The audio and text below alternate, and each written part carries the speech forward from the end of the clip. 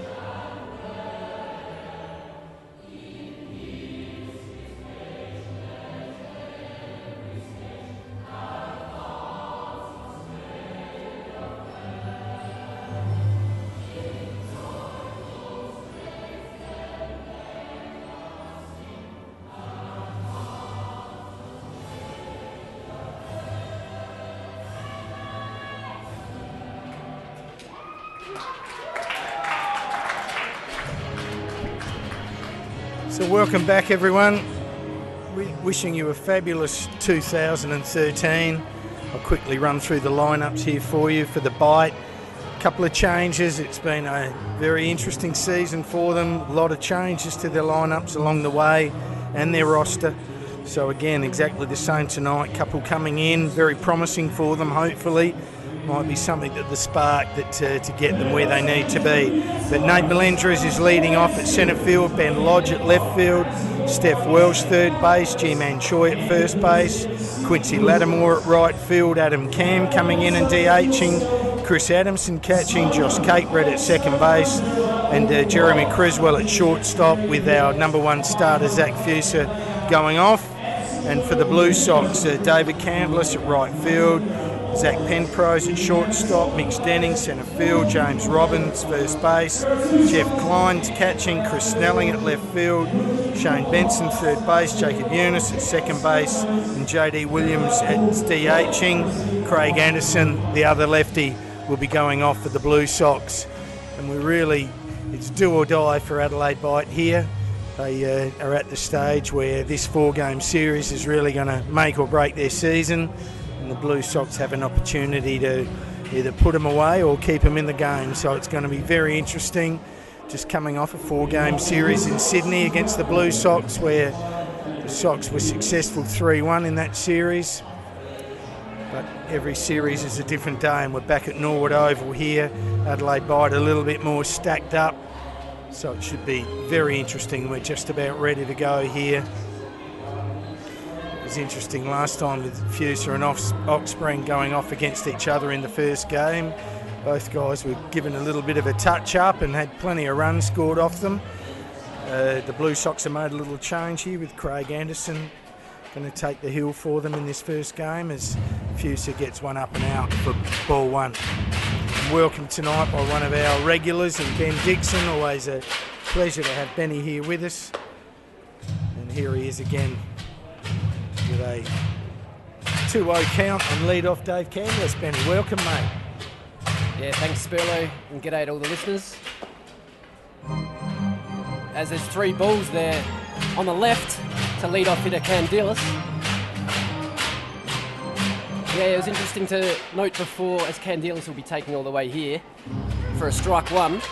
You mentioned before that Anderson's got the start for the Blue Sox tonight. The flip-flop there with Oxspring missing his turn in the rotation. As Kandilas fouls off, the Fuesser offering for strike two for a full count call. Straight into the mask of Adamson, as you saw there, who nearly knocked it off his head. It just was a big swing and he just missed, and he gets a bit of a change up over it. Just misses down low by Fuesser. Excellent pitch, but Also an excellent lead off by Kandilas, just holding his nerve and taking a very close pitch and grabbing a walk. First hitter of the night. I'd say that one missed down there for ball 4. Zachary Fuesser, the team ace. And good day to the Fuesser clan over in the States. One of our regular listeners, correct, Spurlo? Yeah, we love those guys, the Fuessers. And he gets one over the plate. It's ahead of the crown for strike 1 on Zac Penprase. And I mentioned his name when I was talking to Ben earlier, and his eyes lit up a little bit as if he's been going pretty well. I think he got a bit of a hot start to the season and might have cooled off a fraction, but still 16 or so games to go, Benny. There's plenty of ball to be played. Well, he did get off to a hot start and he's cooled off somewhat, and he's currently hitting at a 280 clip coming into this game. As Fuesser misses down and in. As Penprase checks the third base coach for some signs over there. When you're generally talking about shortstops, you're not often looking at their offensive line because they're obviously in there to play powerful defence. So a guy hitting anywhere around 300 as a shortstop is a mighty fine asset to his team, and that's exactly what Zac has been as he takes a change up downstairs from Fuesser.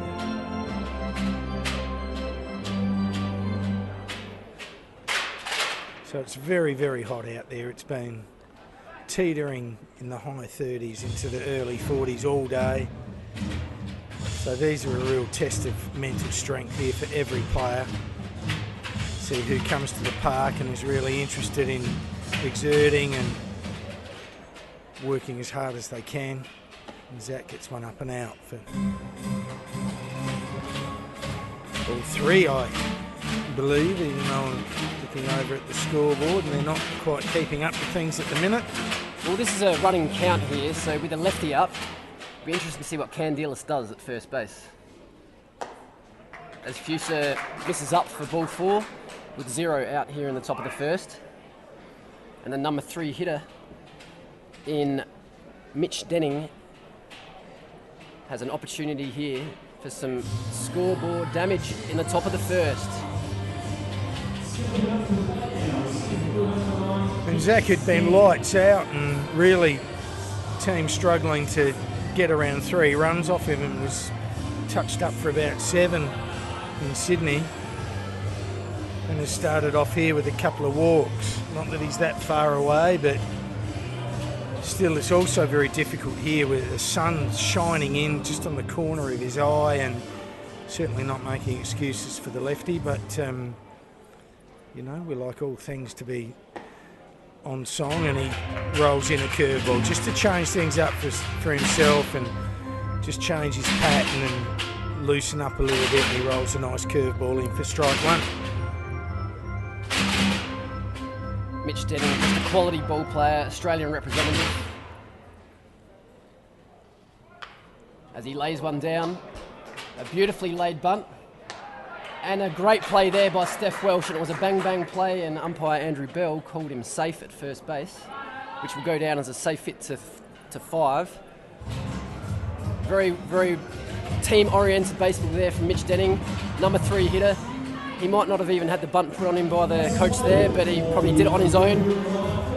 Either way, it's going to be a hit in the scorebook. So he's pulled off a perfect bunt, Benny. You know, if you could have that little bucket a third of the way up the line rolling to the line, that's exactly the bunt it was from the lefty. So top class from Denning.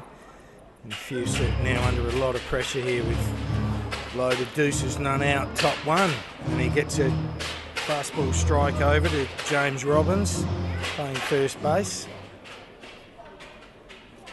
Another man that I know you're itching to talk about, Benny, as he gets one little up and in that he couldn't resist and chops it to the ground for foul.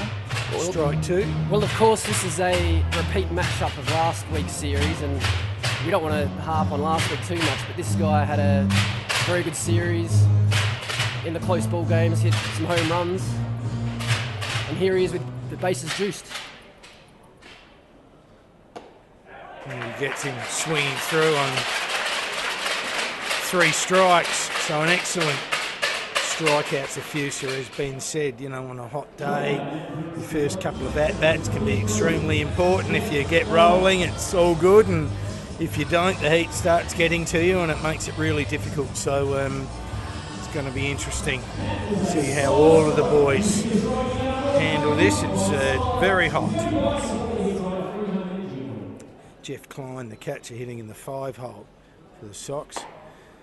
Again, now Fuesser starting to work with some rhythm and bangs in a fastball first pitch strike. With the Adelaide bite, he will be looking for an inning-ending double play, whereas Klein will just be looking for something to elevate and knock a guy in. What he doesn't want to do is hit a ground ball here and likelihood of a double play happening. What he's looking for are pitches up in the zone that he can elevate and hit into the outfield. And Zac knows that. He fired a fastball hard in and he just couldn't quite get out at it and fouled it off, and I wouldn't have met, I think, a nice little change up in the dirt or something like that. He gets him rolling over, exactly what Ben said, a 6-4, a little bit difficult to 3, double play. So exactly what Benny Dixon said he didn't want to happen, or for the Blue Sox, happened. And a nicely executed double play gets the bite out of a bit of a fix in the top of the first here. We'll have a short break. We'll see you real soon.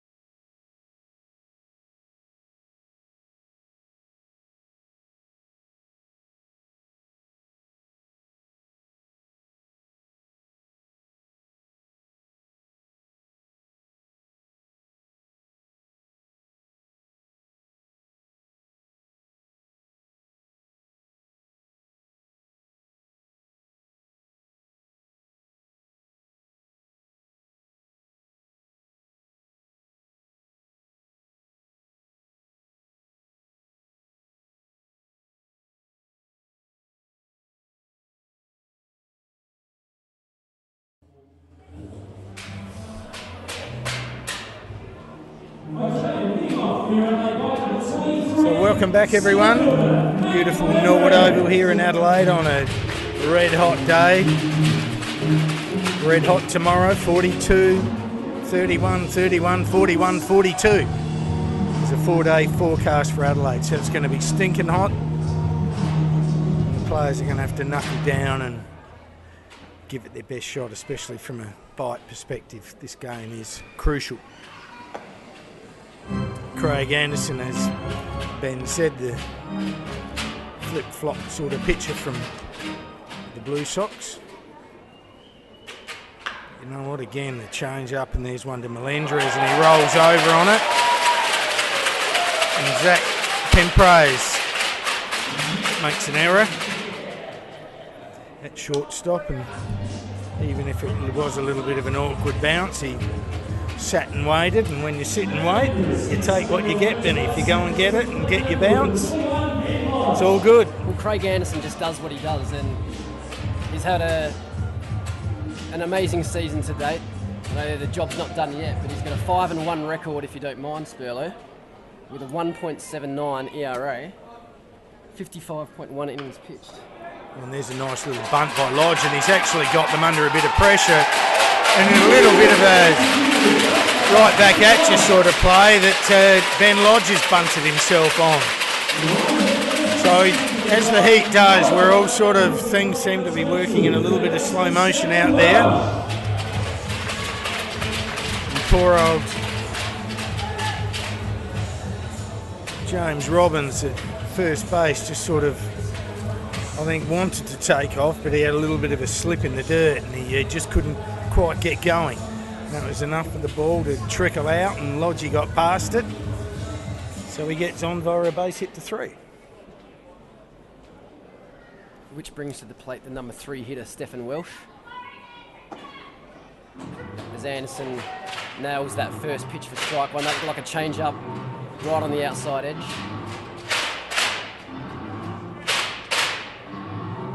Tonight we're witnessing a good old southpaw duel. The left-handed Fuesser versus the left-handed Anderson. Hope you're enjoying the footage online there on the 10th inning. That's our name, the 10th inning. Thanks for joining in tonight. There's an attempt at a drag bunt by Welsh, but he did the right thing, a fair or foul, and it ran foul, so we resume. And yeah, Ben, what a superb record of Anderson. Goes to show, that everyone, no matter what, likes the ball coming on a little bit. And I suppose we're not talking, perhaps 94 plus, but with nice flat velocity that you can get some timing. And it's very difficult with a man that throws back to front. A lot of change-ups and a lot of breaking pitches and hit spots and make you reach out at pitches and roll over and hit meat ground balls to the infield. And obviously with a 5-run record, his field is doing the job for him and making outs as Welsh just lays off of that change up again, or slow slider from Anderson. You know what they say about those left-handed pitchers, don't you, Spells? They have a reputation of being a bit of a unorthodox sort of creature. As Anderson throws a textbook change up there for strike 3. I don't think Welsh saw one fastball in that at bat. No, it's going to be really interesting, and, especially with the real might of the lineup, say with Welsh and Choi being lefties, and left going to left, and a guy able to throw inside change-ups, and just really, yeah, it's a great test of skill to be able to hold yourself back, hold that weight back, trust your bat speed, find the pitch you're after and lay your best swing on it, and that's going to be certainly the challenge of the Adelaide bite. And this man Choi, who again has proven to be a real contender, it's going to be interesting to see. I'm not sure whether you can fill me in a little bit on these stats of the last series or just off the cuff as to whether he went good, bad or indifferent. Well, last week in Sydney, again, we don't want to harp on last week too much, but he did hit a home run in Game 1 in the fight victory off Chris Oxbridge, who was the Game 1 starter last week. And he has batted well throughout the duration of this season. He comes in at a 326 average, leads all bite players by a good 50-odd points.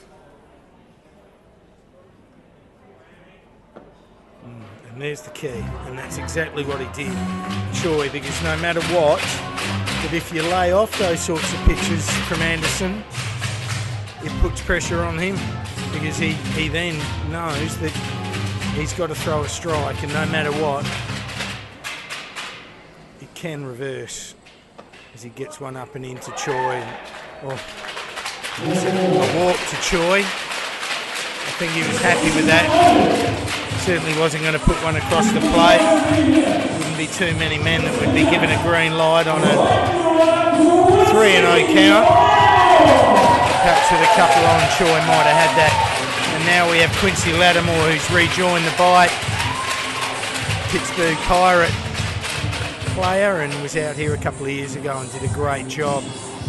Certainly from my recollection, and with great respect to him, that he was a man that liked the ball coming onto the bat, and certainly, like a lot of people, got a little bit confused and dumbfounded with off-speed pitching. But hopefully he's gone home and worked on that a little bit. And right now, with loaded deuces and 1 out, great opportunity for him to walk back into the bite and put some scoreboard pressure on.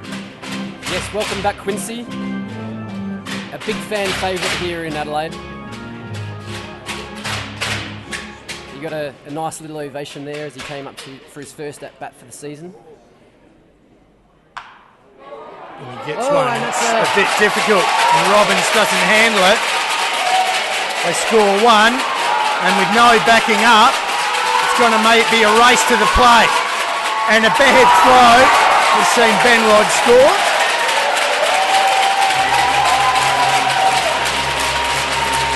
And that's sort of where we come back to basic baseball as well, that Anderson wasn't sure exactly where he had to back up, but as it was, the ball flared off of Robinson's arm into sort of deep second base. Well, Jacob Younis collected and had to throw to home, but it went wild, and with no backup, the second run had a look at it and thought, well, I'll give you a race to the plate. Well, Craig Anderson was the one that retrieved the ball from the back netting after the errant throw from the first baseman in Robbins, and if that throw had been on the money, he would have been out at home plate. But the throw went wild. So a funny old start to the game 1 tonight with some bunting already, and now a little bit of this and a little bit of that, and now the biter 2-0 up in the bottom of the first. Yes, and we introduce Adam Cam to the Australian Baseball League, American, and he rolls over on one, but with an infield playing back, he scores a run. Very professional at bat. Knew exactly what he had to do, that we do at practice every time we hit with the infield playing back. He's hit a routine ground ball, and that's exactly what he does, and he scores the third run.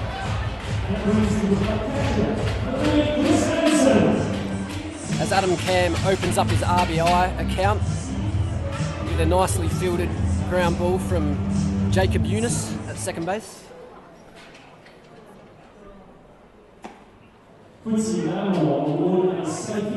Little pitch that just sort of screwed its way outside for Anderson for strike 1 on Craig Adamson, who's been doing a really good job. Originally, him and Dylan Child were flipping the catching duties, but Dylan's got a little bit of an injury, so Adamson has had to man up and get behind the dish, and he gets a base hit and pulls in the 4th run with a lovely single to left field. Just waited on that pitch. And that's one of those 2-out RBIs that manager Tony Harris would relish. As Lattimore scores to increase the Bites lead from 2-0 to 3-0. Make that 4-0. 4-0. My apologies. And Anderson just having a little visit, just to chat, because it is hot. And we know that when you're on the mound, you are a Napoleon solo out there. It is all in your hands. And things can get hot and steamy at the best of times without it being still 40 degree here. So just a little slow down, I think, to just recollect your thoughts, get a little bit of strength back in those legs and come again and find an out or two.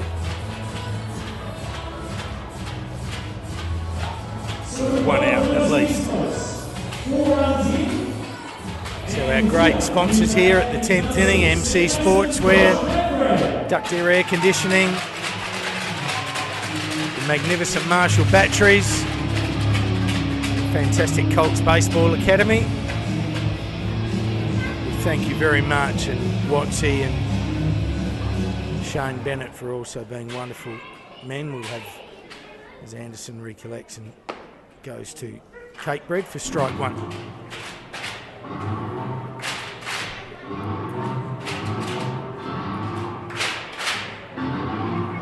So a Another left-handed batting and left-handed hitting matchup here. As Cakebread rolls over on one with Younis Robbins. And again, we talk about not giving it these extra outs in a game of baseball.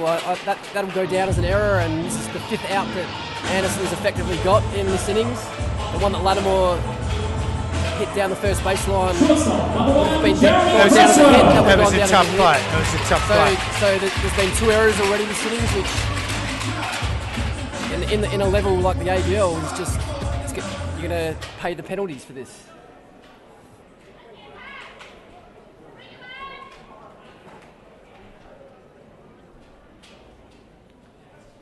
There's the number 9 hitter, Cresswell. It's a one-hopper to the third baseman. Shane Benson. Simply touches third baseman for 3 out. Great inning there from the Adelaide Bite. Great inning there by the Bite. They score 4, and that's what they lead it as we complete a dig. We'll be back to the top of the second real soon. We'll see you in a moment.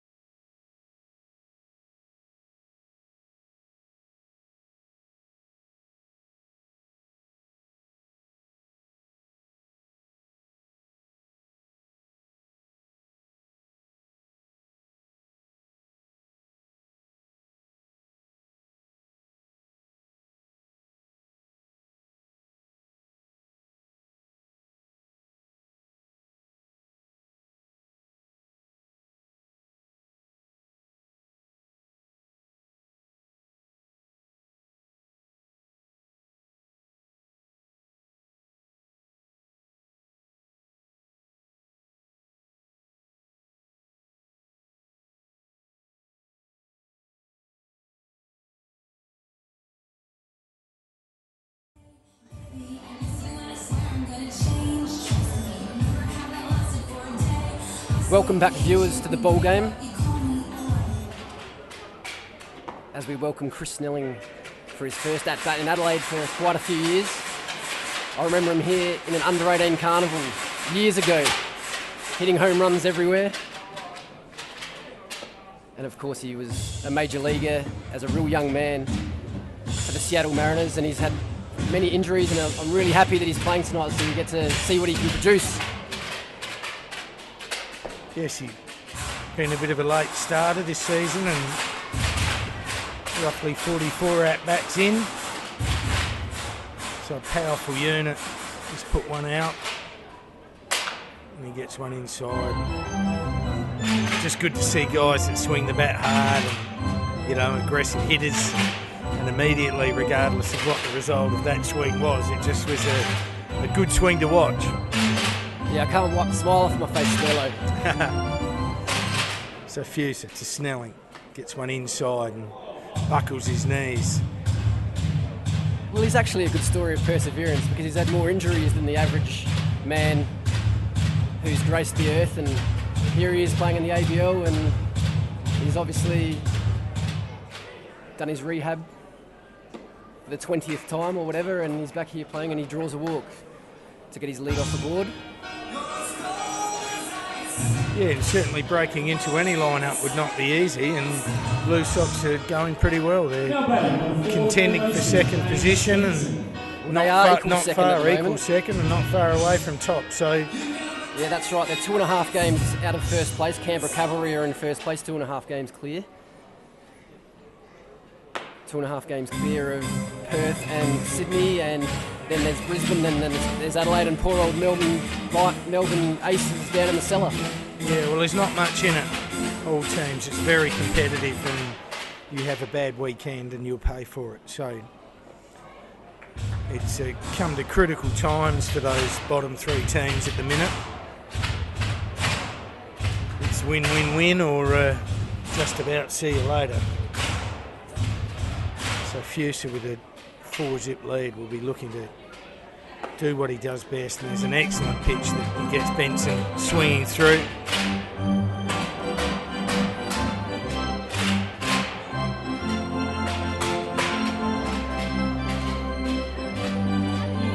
Benson, the third baseman, getting a start tonight. NTO. Sends a foul back. Out onto the parade here in Norwood.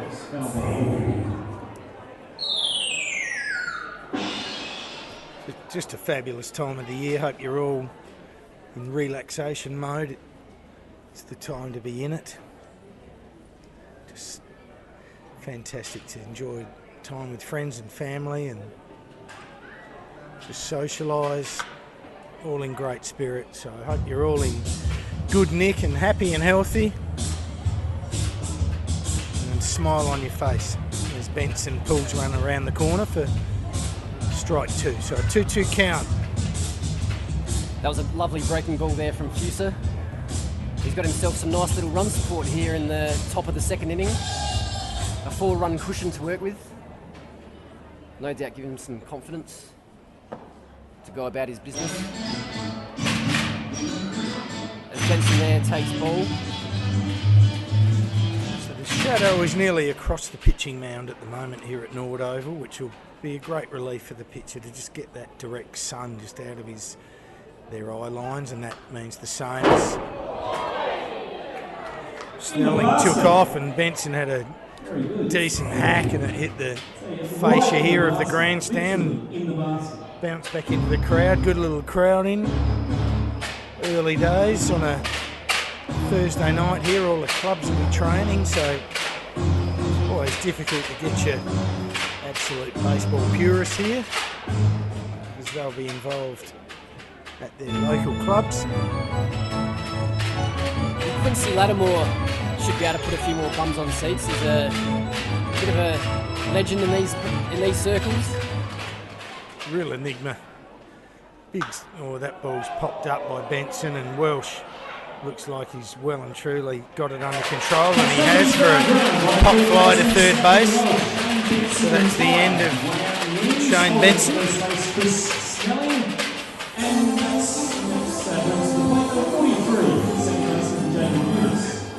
Well, the Sydney Blue Sox got their lead off the board with a walk to Chris Snelling, and Fuesser promptly got the first out there, and now the new batter is Jacob Younis, the number 8 hitter and second baseman.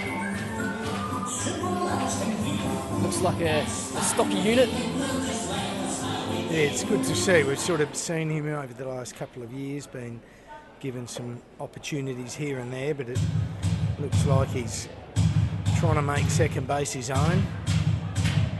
It's just good to see that some young Australian talent can rise to the top and also compete in this ABL.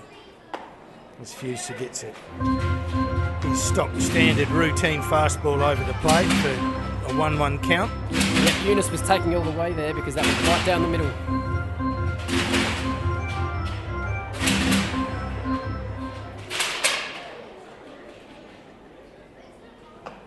Gets a superbly located fastball outside, a little bit of tail on it.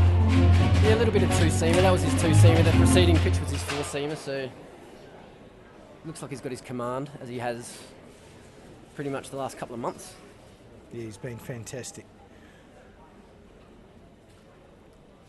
And there's a beautiful breaking pitch which sees the end of Younis.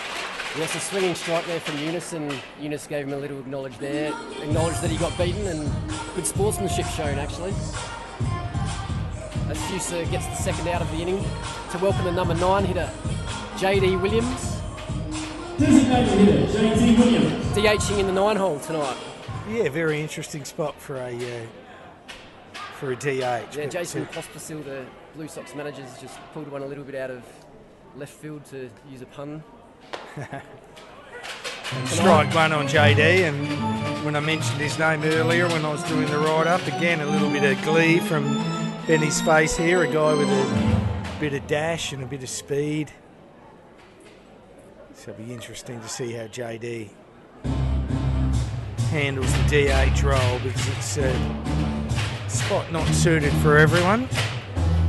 It takes a bit of maturity to be able to sit on the pine and get yourself up for your at-bats. So a man with some fast twitch muscles, but he's popped one up left field. Ben Lodge making some ground to it and ends up taking it like a professional outfielder for a routine out.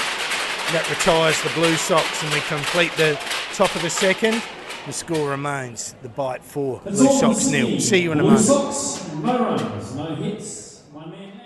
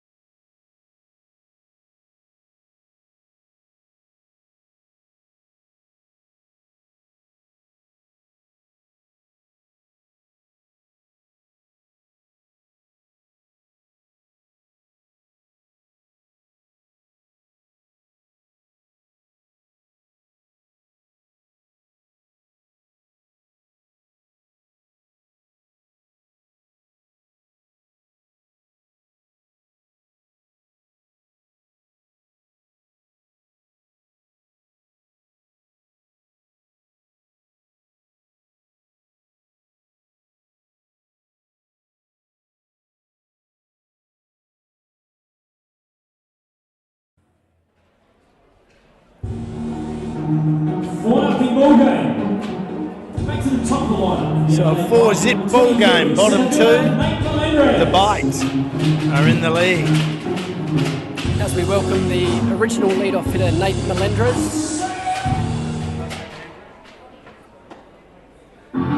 Melendres missed a bit of time through injury, but he's back now and he's coming into this ball game at a 222 clip.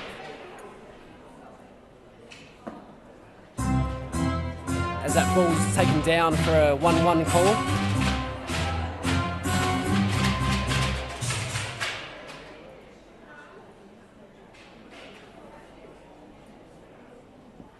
Welcome back, viewers, to the footage tonight. Hope you're enjoying our production. Heads up, SA Power Network. Sitting back in the comfort of your own home with a nice beverage.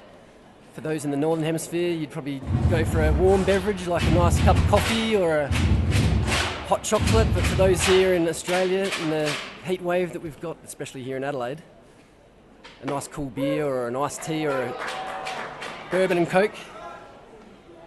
As Melendres goes down for the first out of the inning. Yes, and don't have any sympathy for us at all sitting at the top of a grandstand. As we know, heat rises, so we're sweating bullets. Two of us with our cameraman and our little man who does all of the updating of the score and hitters and all that sort of thing. So again, for four guys sitting at the top of the grandstand without a great deal of cameras and technology, we do the best we can for you, and we're extremely pleased to do it. As we continue, and Anderson sort of shrugs the shoulders and says, wow, what was the matter with that one? Benny Lodge on the flip side was pretty happy to hear ball. Puts him with a 1-1 count, 1 out. And gets a change up again. Just Anderson just able to really command pitches. As I said before, it's a massive challenge for the bite hitters to resist the temptation to jump out and sit back and drive some pitches, but Lodge strikes out. Back-to-back strikeouts there for Anderson. As we welcome the new hitter in Stephen Welsh. Mr. Reliable Welsh, a regular feature in the Australian team that will be playing in the World Baseball Classic in a couple of months. You looking forward to that one, Spells, the World Baseball Classic? Oh, fantastic. Always a massive challenge. Play the best in the world at a game where we know many countries excel at a lot more than the Aussies, but again, we always punch above our weight. It'll be really interesting to see how Deebs and the boys go. Well, this is the WBC. This is the third World Baseball Classic, and Japan have actually won the first and the second one. And in the Olympics, in the last Olympics that was where baseball was played, which would have been in Beijing in 2008, Korea won the gold medal and didn't lose a game. So we understand that the major leagues in America is the best competition, but USA have got plenty of competitors out there on the international arena. Welsh drives one hard into centre right field, and that's going to land. In fact, it's going to land over the fence. So that is a line drive home run over the centre right fence by Steph Welsh, and wow. Obviously should have been getting a little bit more excited, but he got all of that.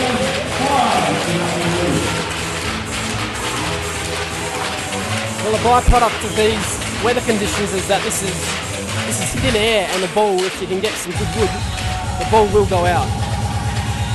Yeah, it's very well put, Denning. It's again your educational background there with the thin air that I've got you here for, which is a great thing. But you're dead right. He no doubt got the barrel of the bat on it, and again probably should have looked at the two outfielders, because they,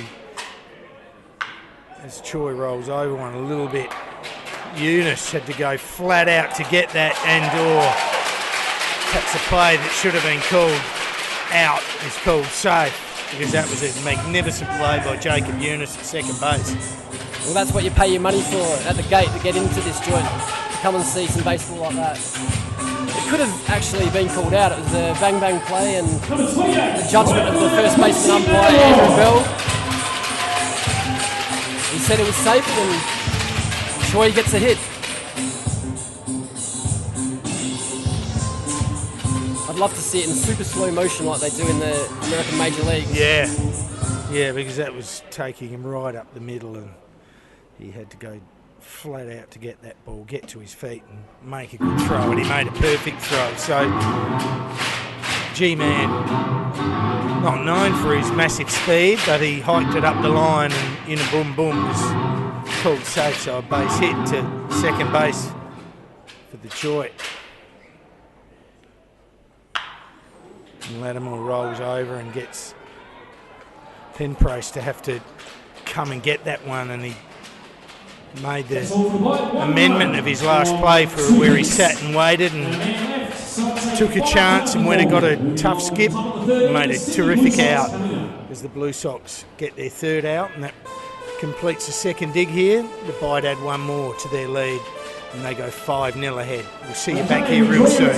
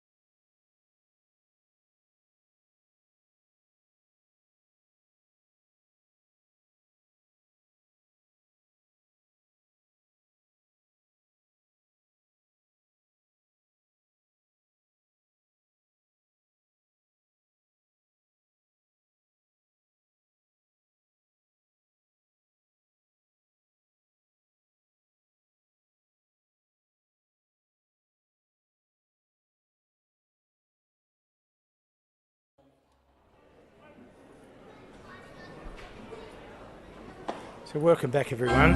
Top of the third dig here. Lead off Dave Kandilas.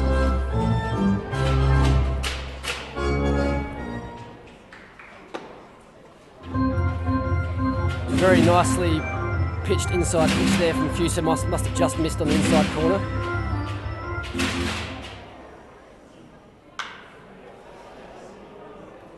There's a good off-speed pitch by Kandilas, and it's called in, and that is a solo bomb to Dave Kandilas, right down the right field line. Just sprung above the top of the grandstand here, so we lost sight of it, and I actually never saw sight of it again. So that was a long bomb. We've got a short fence there, but that cleared the net over the top. Bang ho, Dave Kandilas, magnificent. Yeah, that pitch was up and out, and Kandilas let it travel and did enough to get it out. Short porch down the right field line, but with a green monster style fence, which we actually call the shark net. But the shark net was not able to catch that one on that occasion. Sure wasn't. Something like about, 380, 400 feet. Shark net was struggling.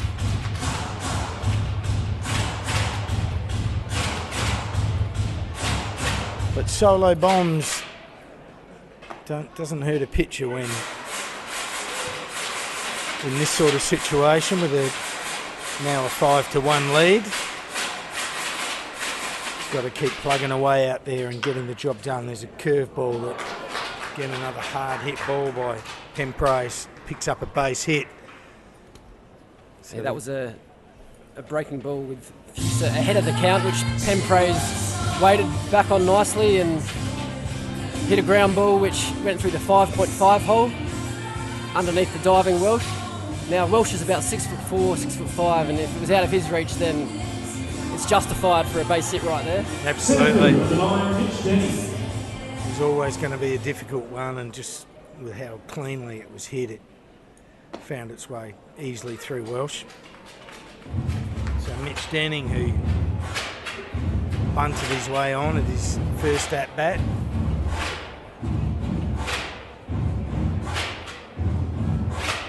Penprase on first after a lead-off bomb to Kandilas.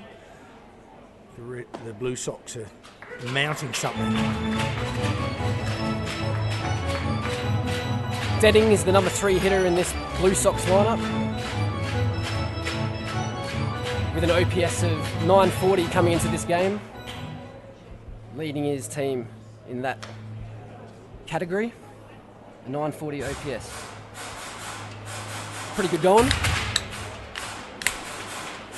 330 batting average, 4 homers, 20 RBIs, if you don't mind.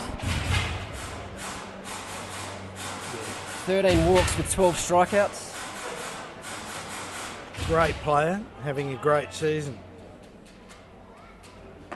Gets one outside, and Penprase swiped second quite easily as it all worked out. Yeah, some goodwill shown there by Penprase. He's actually got not a bad build for a ball player. Looks like he's got a bit of height. He's one of those wiry looking guys. Moves pretty nicely. Mass produced them. 6'3", agile, running, superb fielders. As Denning hits a hard ball to Choi, he needs a bit of help. No, he doesn't. He gets to first base just before Denning. Some nice athleticism there shown by Choi. Number 28, first baseman James Robbins. To retire the speedy Denning. To record the first out here in the top of the third inning, as we welcome the number 4 hitter, Robbins.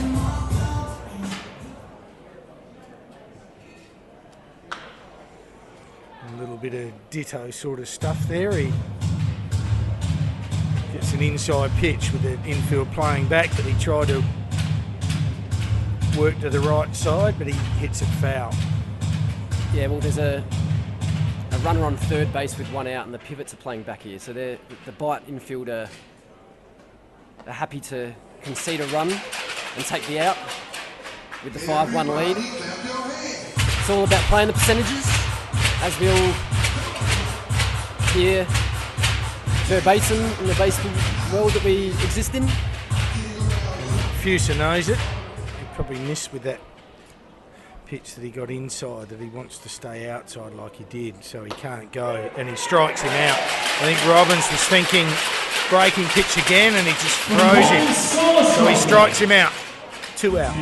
Top 3 on the Sox. Well, Fuesser currently has Robbins' measure in this game. That's his second strikeout.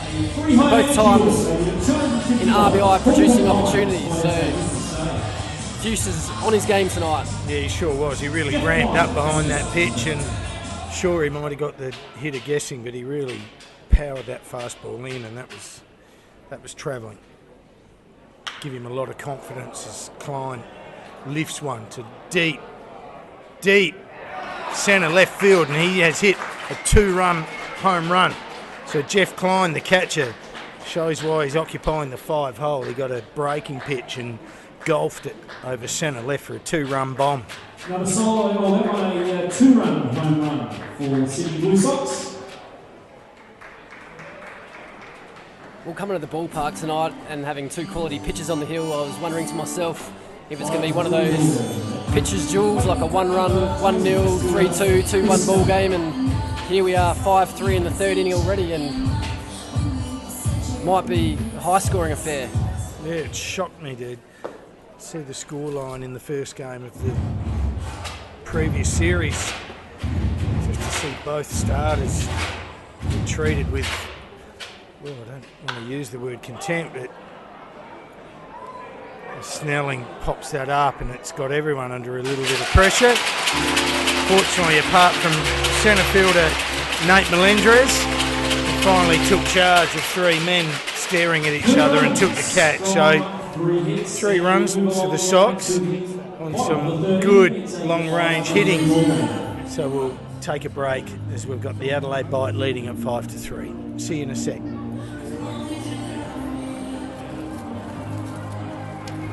Folks, have you heard about the fantastic range of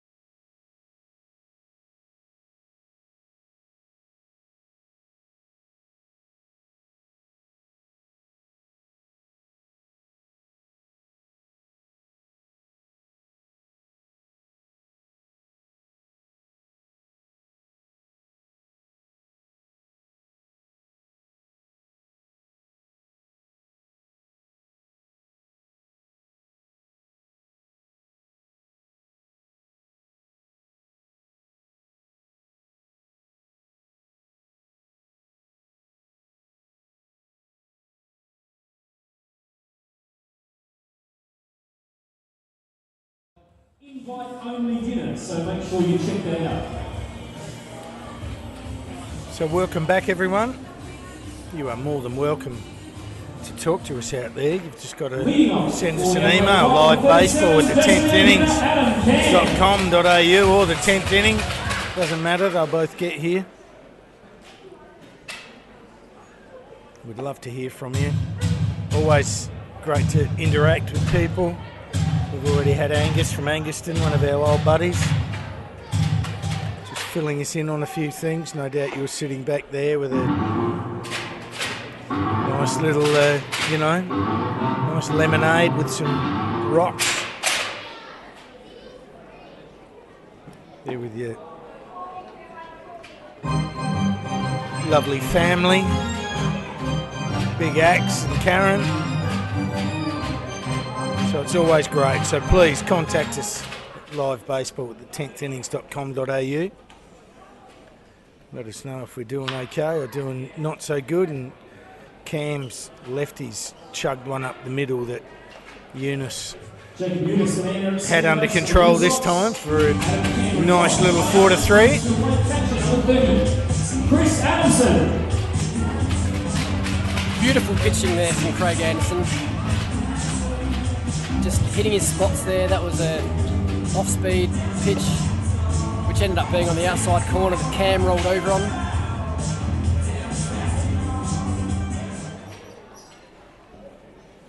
Cam sporting a Mr. T haircut.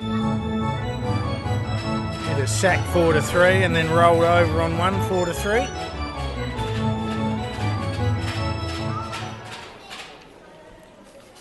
He's obviously putting a guy like Angus Roger out of the lineup. That's pretty promising for the Adelaide Bite. If Angus can't get a spot in the DH role, I'll be interested, Benny, on his stats and see what you think about that one.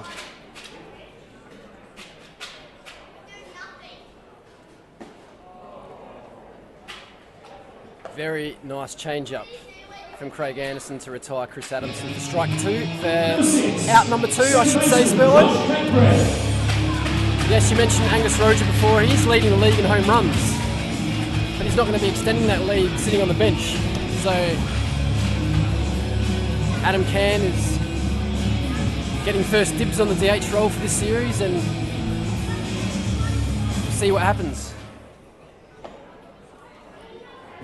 But it is quite interesting with the left-handed pitching Anderson and the left-handed hitting Cam, whereas Roger being the right-handed hitter. So it does defy baseball logic somewhat. And Tony Harris, the manager of the Bite, is a man that plays by a lot of those sorts of rules. So, however, we haven't brought Adam Cam over here for his Mr. T haircut. We're here to see what he's got. So, no good him sitting on the bench either. We've still got a long way to go. At the end of the day, Cam is here and he's paid to hit, so...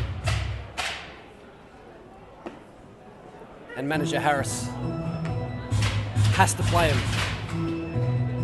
And the local guy, Roger, finds himself on the David bench this evening. But all of that's details as Josh Cakebread swings through one as Anderson strikes out the side. Nearly. 4-3, K2, K2. I stand corrected. You're right about on the mark. And the wily Fox keeps on rolling for the Blue Sox. As the Adelaide Bite have a 5-3 lead, we'll be back with the top of the fourth real soon.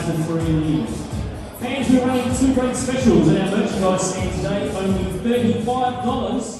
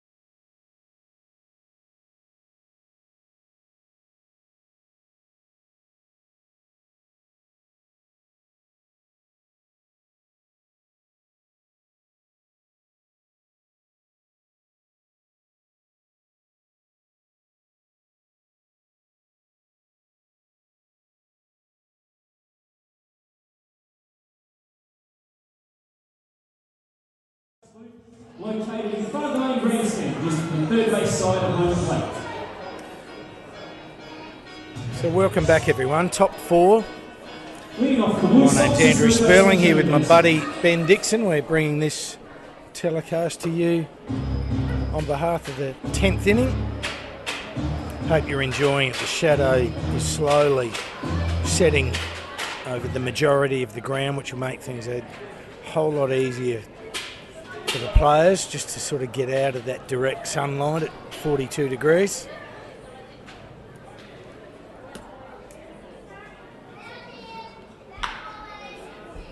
It's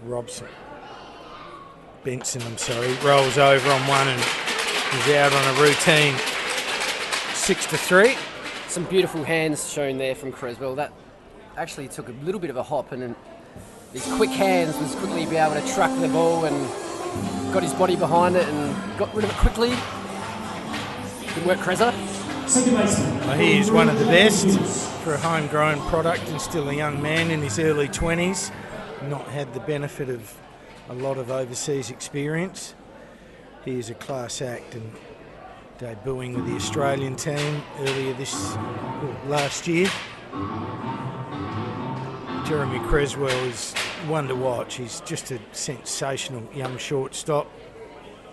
As good as I've seen in this competition in my 4 or 5 years of watching strongly. Well, not to mention, as we're talking about Cresswell, as Younis there, keeps his hands inside the ball beautifully there, drives the ball up the middle. Some nice hitting. He would have learned that in the cages over the years. Back on Cresswell. Now, I do have daughters, and he's the type of guy that you really want your daughter to bring home, I reckon. Jeremy Cresswell. Apart from perhaps a 16-year age gap, yes, I'm sure I'm with you, because he is a lovely lad and his demeanour is always wonderful, no matter win, lose or draw, or going well or not going so well. There's a little smiley grin, and he's just a terrific kid, and you're dead right, Ben. There's an attempted bunt by JD Williams. Could be coming down, here it comes. And that one's fully cut up. And a big g'day to all the Sydney siders logging on to check out the ball game tonight. Yeah, I tuned in last week, and very impressive folks from your telecast. It was awesome, doing a great job and a real fantastic advertisement for the game. So well done to the boys over there. We met them when we went over a couple of years ago, the radio team. They're really obliging. They've fed us up with plenty of info. Always here for the betterment of baseball. No selfishness or jealousy. They're just great guys. So thank you very much. And as Benny said, welcome to all the Sydney side of Blue Sox fans. You certainly have yourselves a nice ball club over there at Sydney. A top shelf. And another 5-4 to 3, but this time not called out. Well, if I was second lead, if I was the base runner there in JD Williams, I would have been called out at first base, because I'm not as fast as JD Williams. Some great speed there. Yeah, as I was talking about before, to the Sydney fans out there, you've got yourselves a nice ball club here with some top shelf pitching. You've got Anderson and Oxspring and Brad Thomas.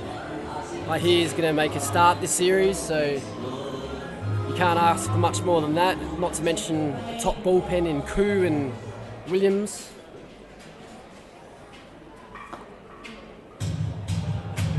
Us Bite supporters, and I make no secret of the fact that I am a Bite supporter, and tonight I'll probably be using words like we and us, and I hope you don't mind, but I think it just adds to the whole spectre of what we're doing here. Absolutely. I think the beauty of, we still call a ball game, and it'll go which way it goes, and we won't be influencing it one way or another. We like good baseball. Doesn't matter who it is performing it. We'll call it as we see it. It's Kandilas, the solo home run hitter from his previous inning, hits another long ball down the right field line, which landed in the bleachers.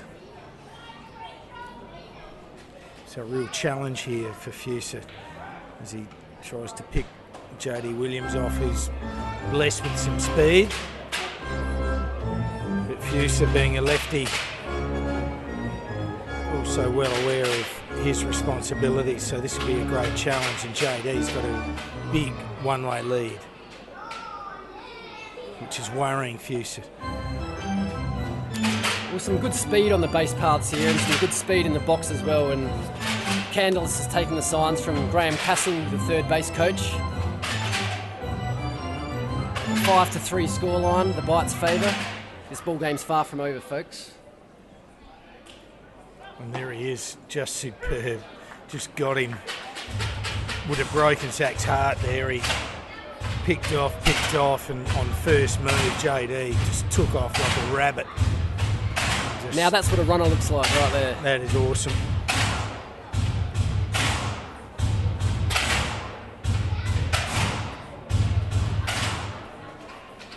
So Fuesser, it's a breaking pitch that... Very well blocked there by Chris Adamson. That ball bounced on home plate, I reckon, almost. Yeah, you could hear the double bang of plate to chest plate. So Kandilas now with the runner in scoring position and with the home run up his sleeve, gets a pitch inside and a superbly located fastball that David's not so happy about, but that just throws him. That was an excellent pitch. Zac Fuesser, he retires Kandilas, retires the Blue Sox. Be back bottom 4 real soon.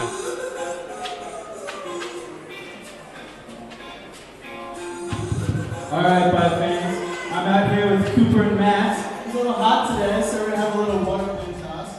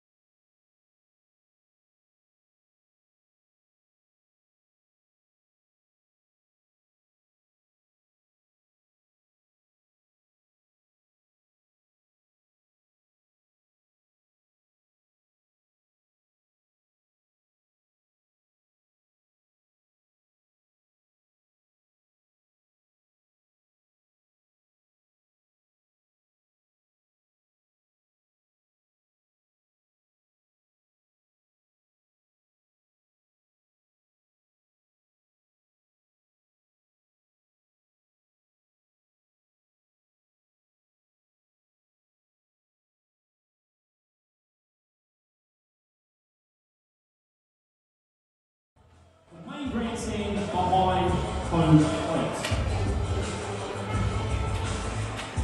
Number 1, shortstop, Jeremy Cresswell. So welcome back, everyone. Very interesting little game of baseball here with the bite leading at 5-3, bottom 4 as Jeremy Cresswell takes another routine little change up across the plate from Anderson for strike 1.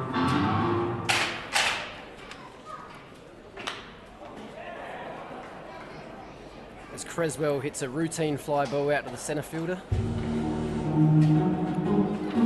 Mitch Denning takes it as cool as a cucumber to retire Cresswell. Centre fielder number 23, Nate Melendres. As Anderson is just in a very nice rhythm.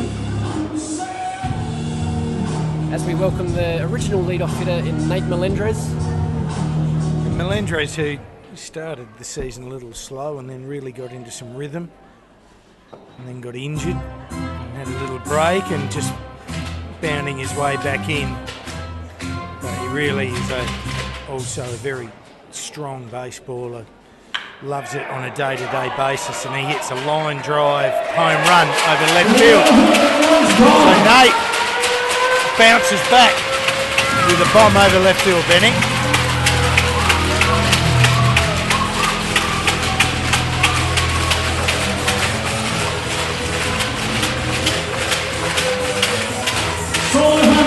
Melendres, that's a 6-3 game. Plate number 21, left fielder Ben Lodge. So superb stuff by Melendres. He has always shown that he's got the goods. Not easy.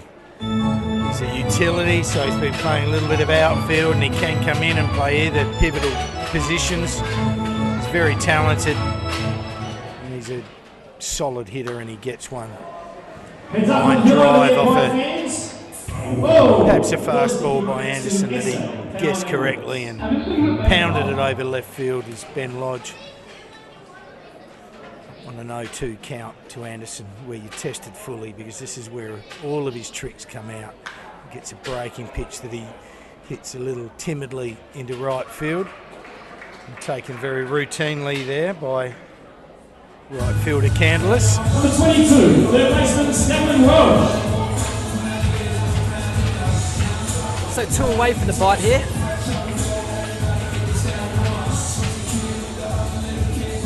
Stephen Welsh, no one aboard. He's already hit a home run in this game. 4 home runs already in this game.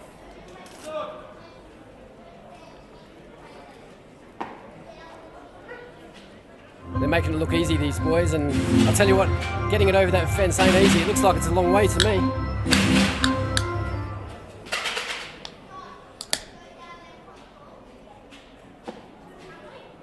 Always looked like a long way to me. Had some very few moments of joy, but what a joy it is. As Welsh pulls that one around down the first base line, foul. Yeah, I imagine one of the best feelings would be to hit a home run in a World Series, and as you're running around the bases, the fireworks is going off and the fans are going nuts. I'd like to experience that to see what that feels like. Wow.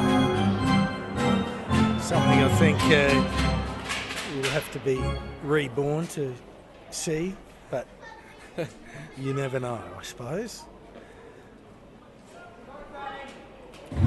But this is not the major leagues, this is the minor leagues here, the ABL. This is a MLB-backed organisation, the Australian Baseball League. Very professionally run as Welsh. Strikes out there to end the inning. Not before a solo home run to Nathan Melendres puts the bite 6-3 ahead. We'll be back top 5 in a real soon moment.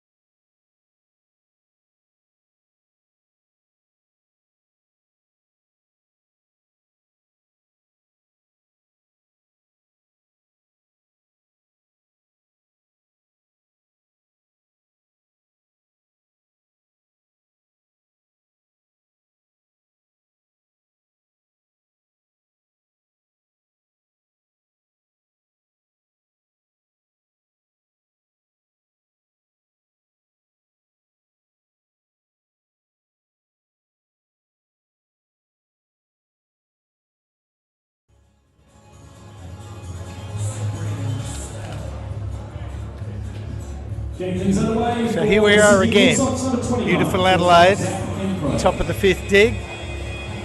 A little bit of action in the pen for the bite and maybe just a little bit for the Sox too, but all a bit preliminary as Penprase pulls that one around the corner, foul. Great to hear from Paul Harradine, Harrow. From the Sydney Summer of Baseball, great friends of ours, always been very obliging and good buddies, and great to hear from you, mate. He's gone for a split series. Can you believe it? Blue Sox fans, one of yours, going for a split. Well, the Sydney Blue Sox would take a split on the road, although the Blue Sox have been road warriors. Lovely hitting there from Penprase. Hits a line drive. Melendres didn't have to move.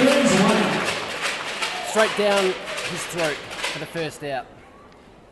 Scored as an LD8 for a line drive 8. As he absolutely just crashed that one. And coming into this game, thanks to the data supplied by the Sydney Blue Sox to us, we can see here that the Blue Sox have been road warriors this season with a 10-5 record on the road. as Mitch Denning swings early in the count and flies. Hop up. For the short stop for the second out. Number 28, first baseman James Robbins. So the Blue Sox have a good record on the road.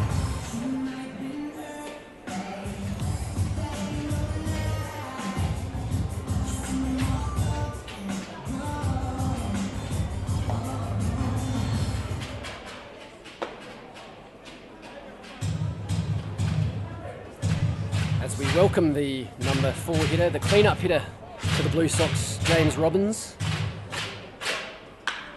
There's a hard hit ball into left field, just eludes a diving Cresswell.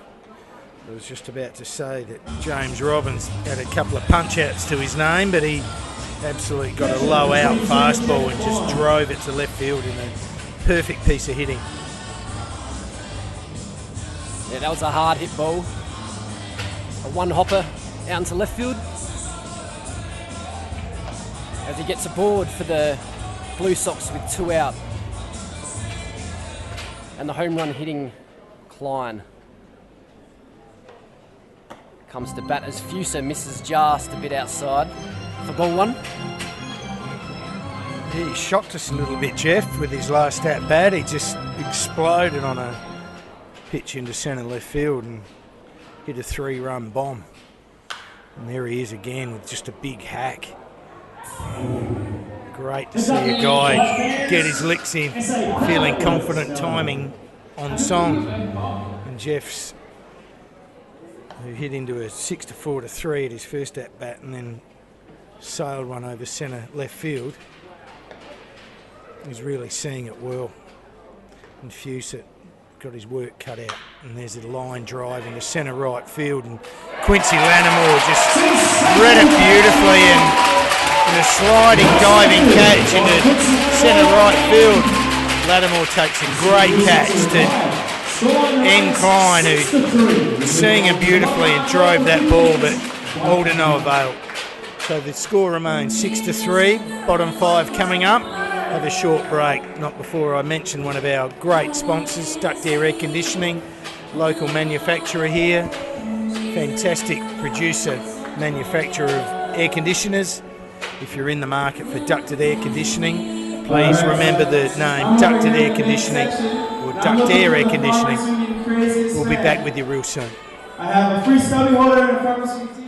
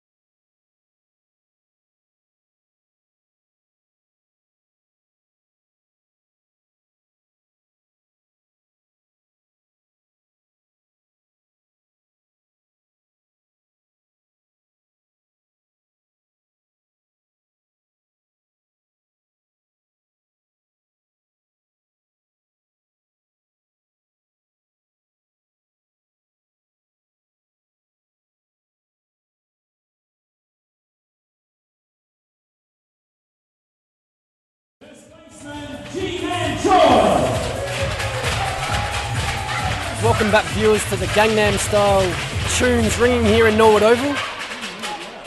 The kids love it. I love it. It's great to see all the kids here. I think it's father-daughter night. This series I saw advertised on the Adelaide Bite. Yeah, I saw him out there earlier, and father-daughters just having some photos taken near the bullpen, and obviously not something that men with daughters, obviously men with sons, they're little T-ballers and young aspiring stars, but great to see being a little diverse and having a father-daughter night. And The old dads proudly bringing their beautiful girls out to the baseball here at Norwood Oval. It's Choi again, hits a hard ball, but Younis rolled around it and swiped it in a beautiful infield mitt and made an excellent 4-3. Well, Younis is making it look pretty easy over there at second base. As you can see on the footage, the field configuration here at Norwood is just dirt around the bases only, whereas on the eastern seaboard they've got the full dirt disc-like configuration. Younis, of course, used to playing on the all dirt infield or the disc-like dirt, but he's making it look pretty easy out here tonight. As Quincy Lattimore takes a big hack and misses a change-up offering from Craig Anderson.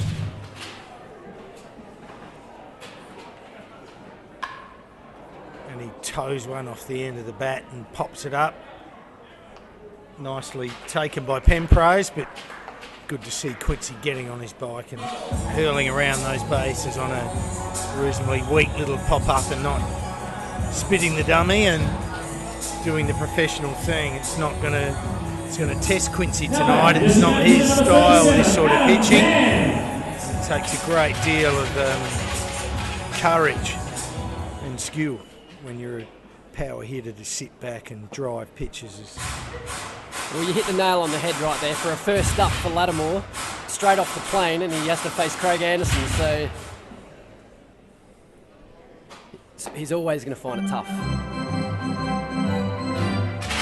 And Anderson is just throwing him change up and off speed, and Lattimore is way ahead of the pitch. From a hitter's perspective, it's important that he hits one of those pitches to say to him, hey, I can compete against you, and you got to do something different. But when you continue to roll over and toe it off the end of your bat, the old pro Anderson just keeps rolling away, and there he is again, just with location. A little bit of PFP, not taken by first baseman James Robbins. He thought he might have beat him out there, and look, I can see what he was thinking, but at the end of the day, Cam got up the line and made it a real boom boom, and Anderson spewing. He believed it should have been called out. However, it's one of those plays that no matter, even if Robbins introduced Anderson into that play, it was always just how luck had it that it was going to be a to the wire. Cam picks up an infield hit. Well, some superb hustle from Cam. Softly hit ground ball, and he hustled up the line. And to his credit, he gets a safe hit there. Now, that's a bit of home cooking, I reckon, over there at first base for umpire Andrew Bell. With two away, it might just be all trivial anyway. But you never know.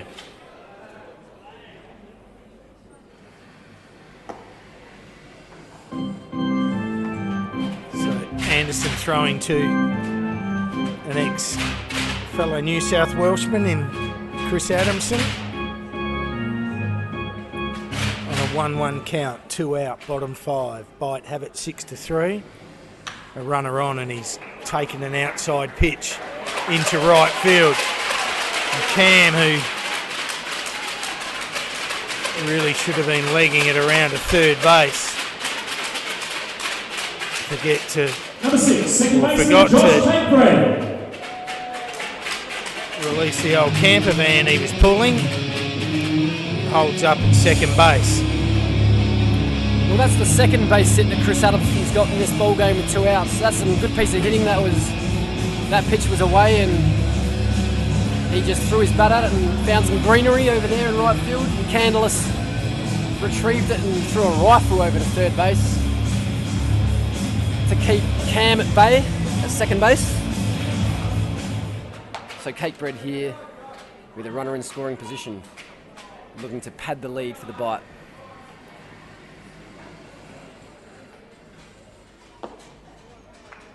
Kate Bread lays off one, bit down and out for ball 1. his strength to certainly let the ball travel and hit it deep in the zone. He's a centre left field driving specialist. It'd be nice to see him get something strong on the ball as he takes a curveball for strike one.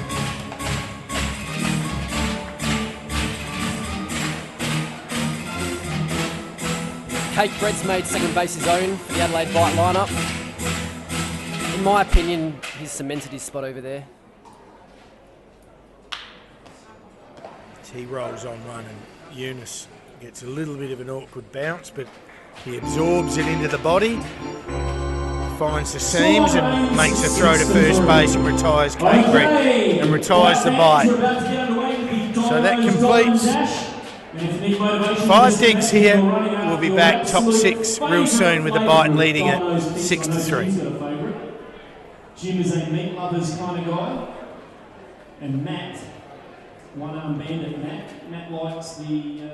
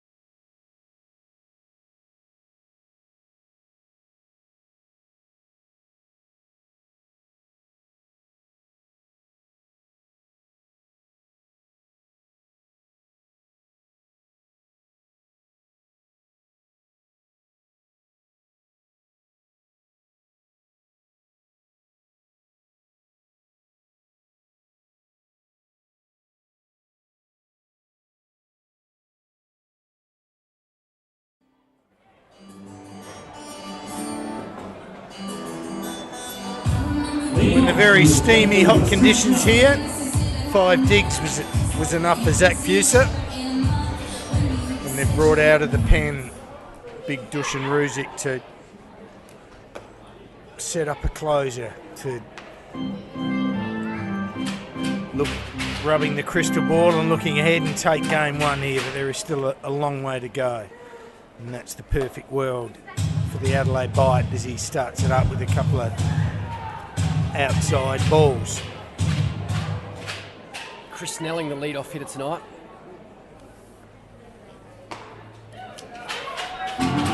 In the top of the 6th inning for the Blue Sox. Good lead-off, taken a few pitches.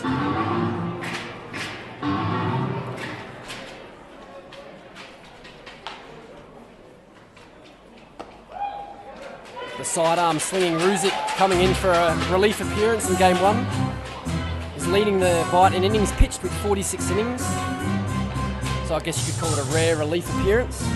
Yeah, well, I think it's where they've really, from day 1 of putting together this team, the whole idea was to use Ruzic out of the pen, but with the disappointment of a couple of guys not quite cutting the mustard, he had to return to a starting role.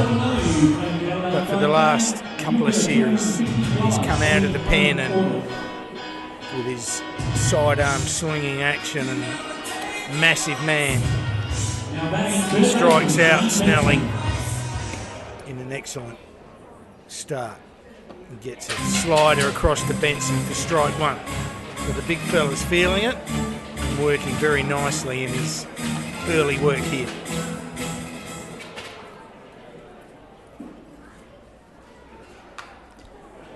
The 6'8" Dushan Ruzic is ahead of the batter here with 2 strikes and no balls.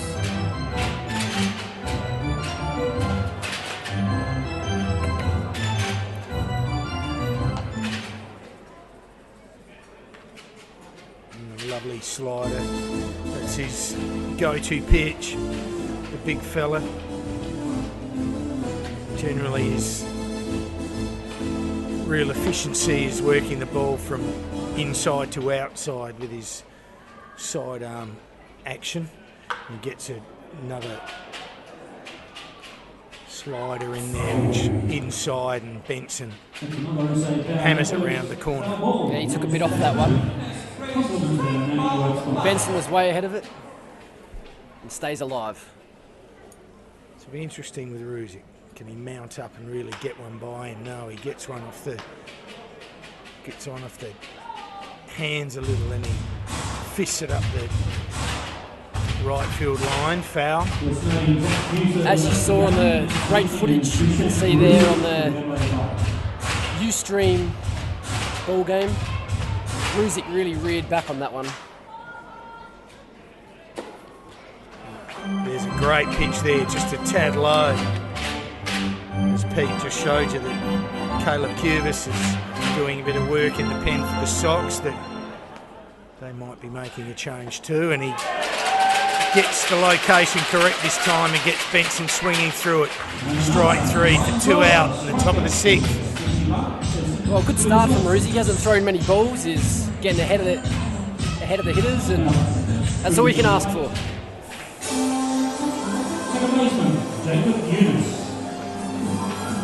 Baseball is a massive game of statistics, and the statistic from working in front of hitters is damning. So for all pitchers, get ahead as much as you can. Put your neck on the line and throw one down the middle to look to work ahead of the count. As Ruzic does exactly that. A little bit up, and Younis was after it. Fouled it to the backstop. Strike 1.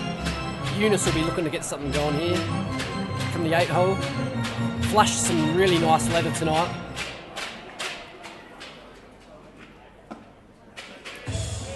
Ruzic just misses there. That looked like a pretty nice pitch. To no avail for a ball 2 call and 1 strike.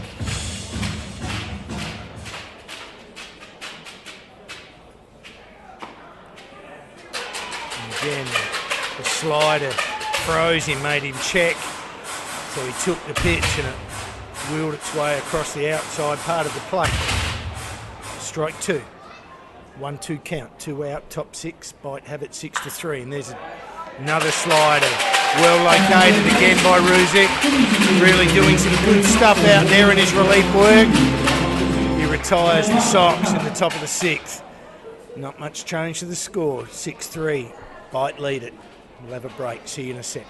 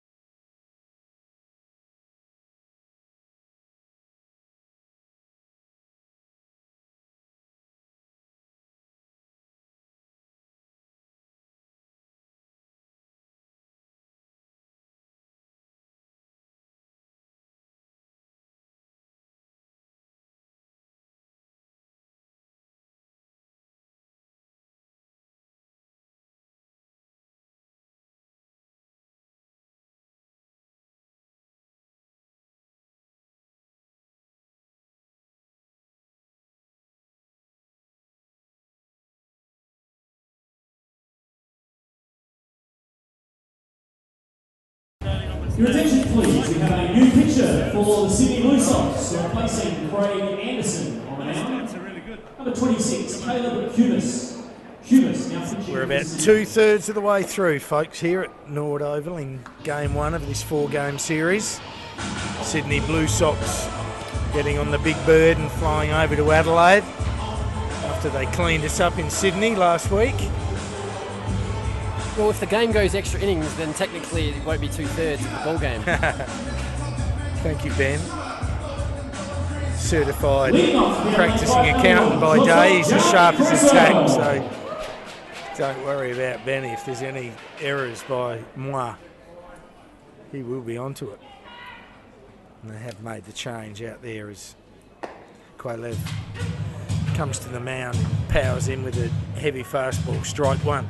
Yeah, we've got Caleb Quivas entering the fray for some relief work. He's pitched 5.2 innings for an ERA of 14.29, so he'll be looking to lower that one.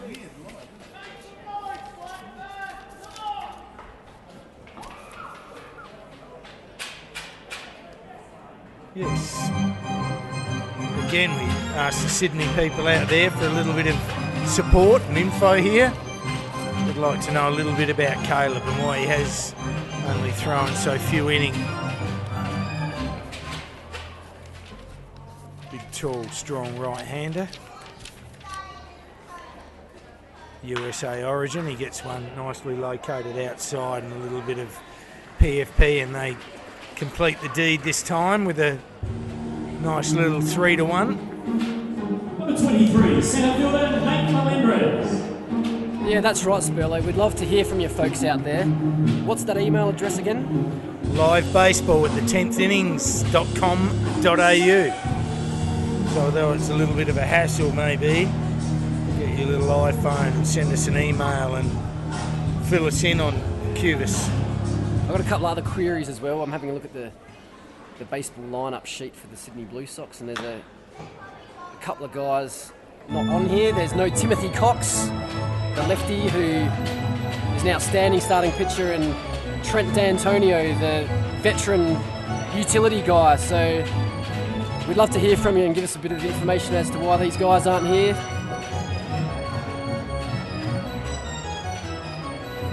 On this road trip for the Sydney Blue Sox.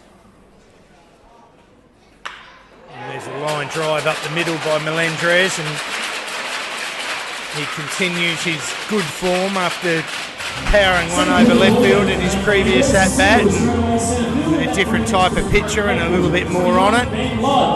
He catches the timing immediately and blasts one up the middle for a base hit.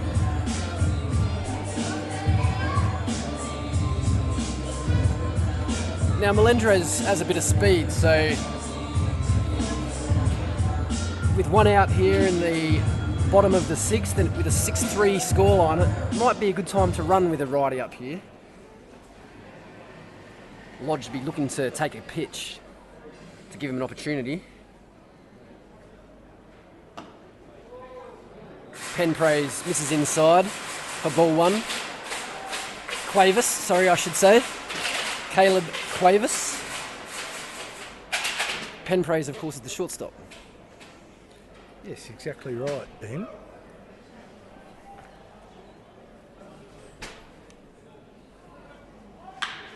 Blast that ball into centre right, Lodge, and this is going to be interesting. With those wheels, Melendres just wheeling around those bases, and he's going to score easily. That ball is piffed over the top of the catcher. Quavez doing a good job in his backup role. Receives it on the full. Melendres wheels his way around those bases and scores from first base on a blast into centre right field by Ben Lodge.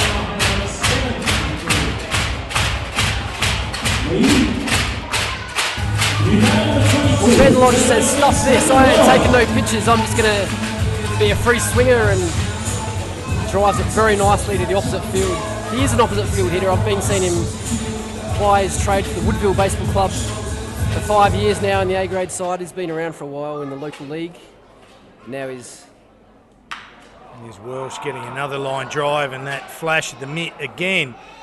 Superb by Younis. Just had to go to ground and take a little 2-incher right off the ground, and he did. He sort of little wind himself in the meantime, but then just from the knees, applied to Penprase at second base, looking to force Lodge out, but Lodge was aware and just got back in time, but a top-class play by Jacob Younis.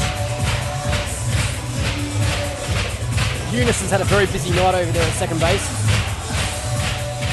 Despite one miscue in the first innings, he's definitely made amends from that first innings miscue, and he's doing a great job keeping his team in the game. Yeah, but back on Ben Lodge, that was just some good hitting. Melendres scoring from first base with the drive by Ben Lodge. He's really cemented his spot in this Bite lineup. Oh, he's been fantastic. Only a young fella. Had to work hard to get here, and nothing was given to him. There's a little bit of disappointment along the way, as Choi also put some good bat on ball, but just straight away centre field by Mitch Denning, and that retires the Bite. They score a run, little insurance one maybe. They lead at 7-3. We'll be back real soon at the top of the 7th. All right, Bite fans, we're out here. We're going to do a little target practice with water balloons. I have Tegan, James, and Bailey out here, and Olivia, and they're going to do their best to get Chomper a little wet.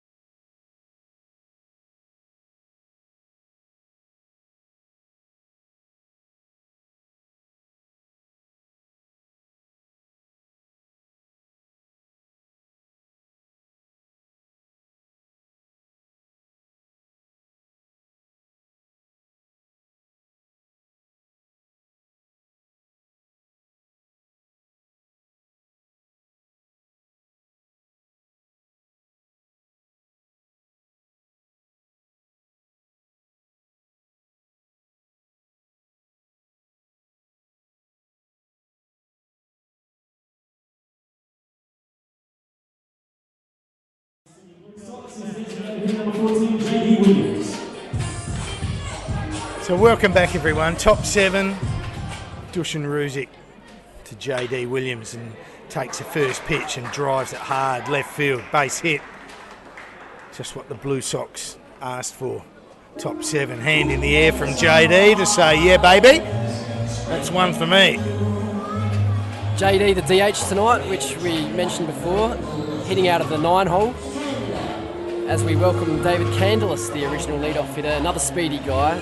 So an interesting team structure from field manager Jason Pospisil. It's easy for you to say. Implementing some speed out of the 1-9 holes. As Kandilas takes the signs from the third base coach.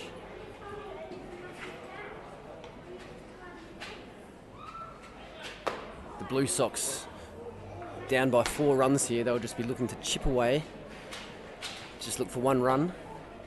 Shaped to bunt there, but I'm sure the bunt's not on. Just a bit of gamesmanship to get some people moving. And again, he gets an inside pitch. Ball 2. So Ruzic behind in the count here. And the speedy JD Williams at first base. He's a chance to steal. Oh, he's a big chance. He stole the lefty. He's got a massive lead. As Ruzic just misses outside. 3-0 count. Yeah, the plate umpire Blake Halligan there was very fine on that call. That looked like a pretty good pitch to me. Not a bad as he gets that pitch inside. Kandilas picks a walk, which puts runners on first and second with none out. top 7, and Adamson just takes charge as a catcher, knows the situation of the game. It's clutch time for the Bite to hold this lead and not let the Sox bounce back at them at the top of the 7th. He goes out and has a chat and settles the big man down. Very big at bat here for Penprase.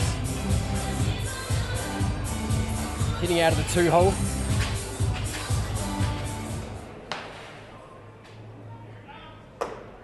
And that's up, ball 1.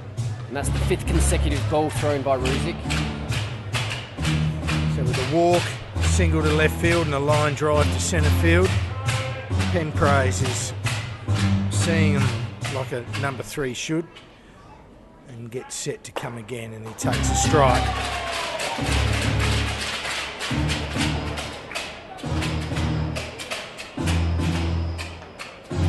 Some very good speed on the bases here. This is a good opportunity for the Blue Sox to get back into this ball game.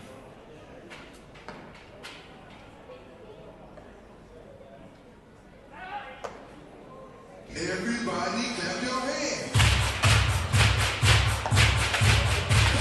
Every appearance, every inning from a pitcher is a different one. Situations, a couple of tight calls, and all of a sudden Dushan looks like he just has to put the ball right down the belly. And Penprase saw it, knew it, swung all over the top of it, and a pretty big hat. So we have a 2-2 call here on Penprase with none out on the top of the 7th. Bite leading 7-3.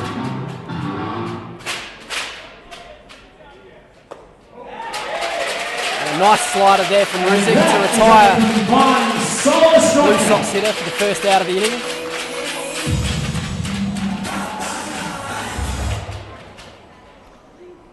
A massive strikeout there Number 9, centre fielder Mitch Denning. from Ruzic, coming from a 3-0 count. Just worked his way back with movement. Just excellent movement on the ball. Great location. Very hard not to swing at those pitches, leave alone hit one right in the middle of the bat. So Mitch Denning, the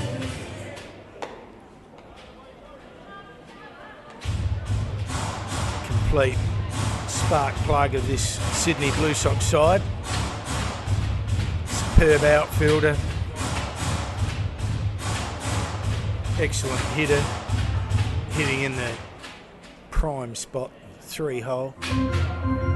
Always for your best hitter in your team. The number 9 wearing Mitch Denning, a number made famous by the left-handed hitting Ted Williams back in the day.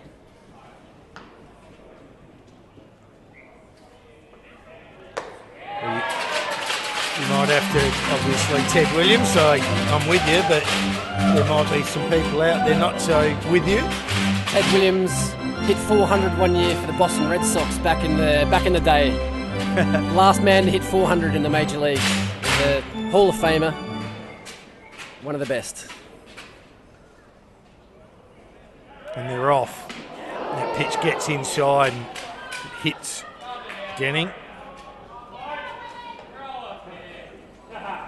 As the crowd here is getting a little bit unsettled. Yeah, Mitch got the proceedings. a big slider inside, and I think it banged him right on the knee. So absolutely, Mitch is a little bit sore with that one. I think it wasn't so much about the velocity of the pitch and where it hit him. The runners were off anyway, not that it mattered with a hit by pitch ball, because they would have got where they wanted to anyway. And Mitch Denning limps his way to first base with 1 out. Totaling 1,021 metres was young Peter. Well done, Peter. This is a crucial time here, and the Adelaide Bite know it. So they've been following their usual format here. They've changed things up a little bit themselves with Andrew Kittredge coming in, who had been doing some closing duties, but now he's in the setup role. And Richard Olsen has been the man that's been bringing it home for the Adelaide Bite. So we've got an opportunity to have a short little shout out to one of our great sponsors in Marshall Batteries, old Johnny Beach, also a customer here of my great accountant Ben Dixon. For the Adelaide White, replacing They're great Marshall batteries, ever in trouble, ever stuck with battery issues. You make sure you holler for a Marshall, the only suppliers of batteries. Marshall batteries. We'll be back with it. Have a short break. See you in a sec.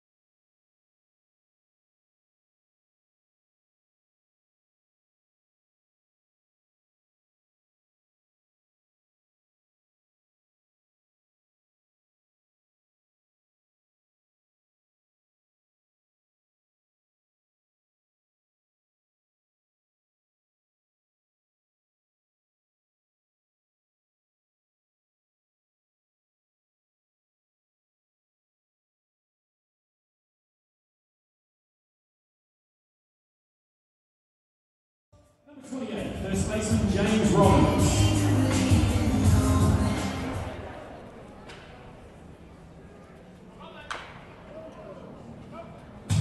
So James Robbins comes to the plate with loaded bases, 1 out, top 7, Bite leading at 7-3, but This, as we alluded represents to, the tying run at the plate. this game is still very much up for grabs. The conditions are perfect. It's just a great night here, not a breath of wind. Kittredge just starting him up with a heavy fastball. Changes it up a little bit and gets him out in front, fouling for an 0-2 count. The Bite pivots are playing in their usual double play position to try and turn it through the middle. The corners will be looking to turn it through home plate. As Robbins fouls one out into Wood Street, off the Wood Street stand. Little souvenir for the residents out there. They'll be pleased with that.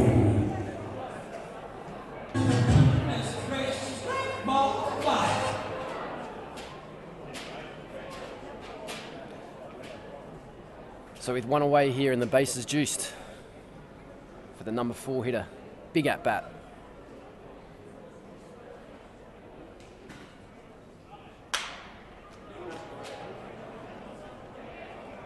Great play by Capebridge, got a ground ball. He opted to go and get it. In the process, gets a tag out of the runner. And also puts the hitter in Robbins out at first base at the same time in a classic solo double play. And that retires the Blue Sox. Done that to them twice with loaded bases, 1 out. Crucial. And that maintains this 7-3 lead, and they're the little things that make the difference. We'll have a short break. We'll see you back here in a moment.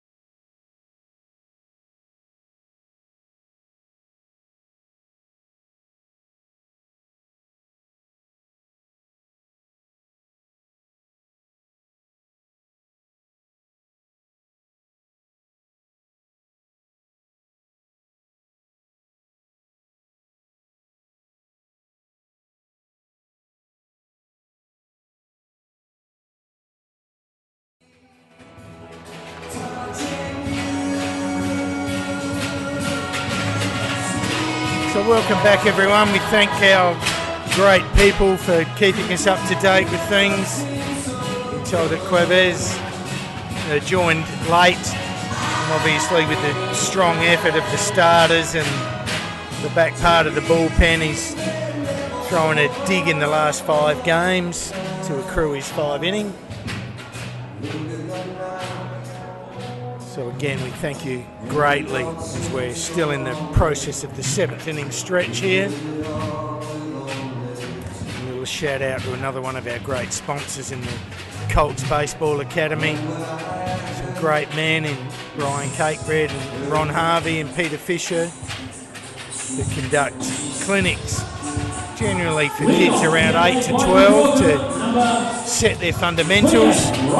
As we know, this game is a game of fundamentals, Ben, and the earlier that you can get them set in a half-correct fashion is enormous. So they've been great supporters of ours, the Colts Baseball Academy, and all their details are on our website. So if you have a youngster and you want to get him on the track with baseball, look him up and get him moving. As Quincy Lattimore steps into the plate to face Queves in the bottom of the 7th here.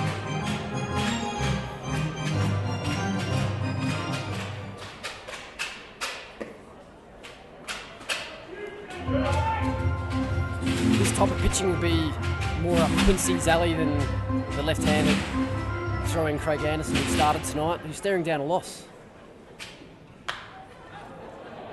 Quincy, high pop-up that Queves is calling it, but right at the last minute, third baseman Shane Benson comes in, brought a bit of sanity into the play as Queves was shaping up to take the catch, but such a high pop fly to the infield, that should not be his responsibility, and Benson knew it, so he got in and took the catch. Some big league toast there from Lattimore. The right fielder for the bite.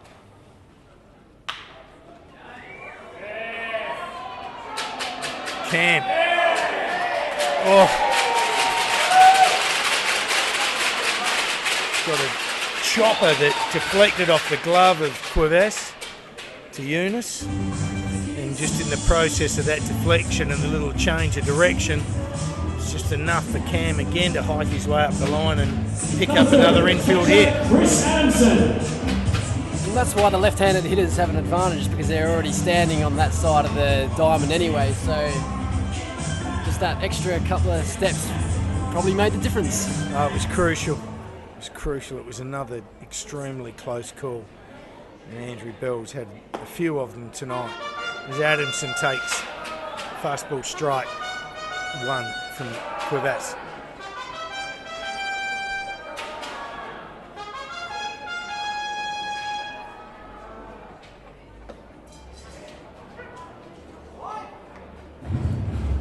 Follows it up with another perfectly located black taker on the outside part of the plate for strike 2.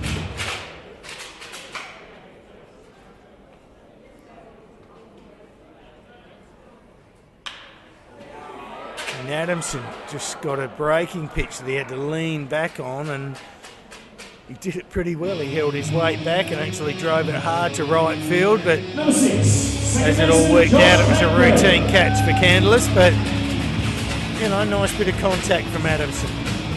Yeah, Adamson's had a pretty good night.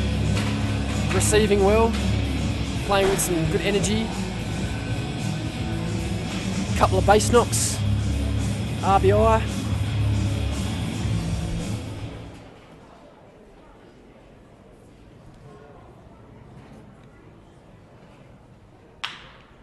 Cakebread trying to get one up the middle, but Penprase, just superb athlete, saw it off the bat, got moving, took a 2-hopper up the middle and made a routine 6-3. So no addition to the score for the bite.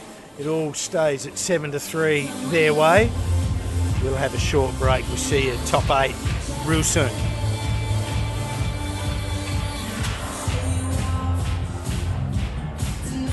Folks, a special welcome.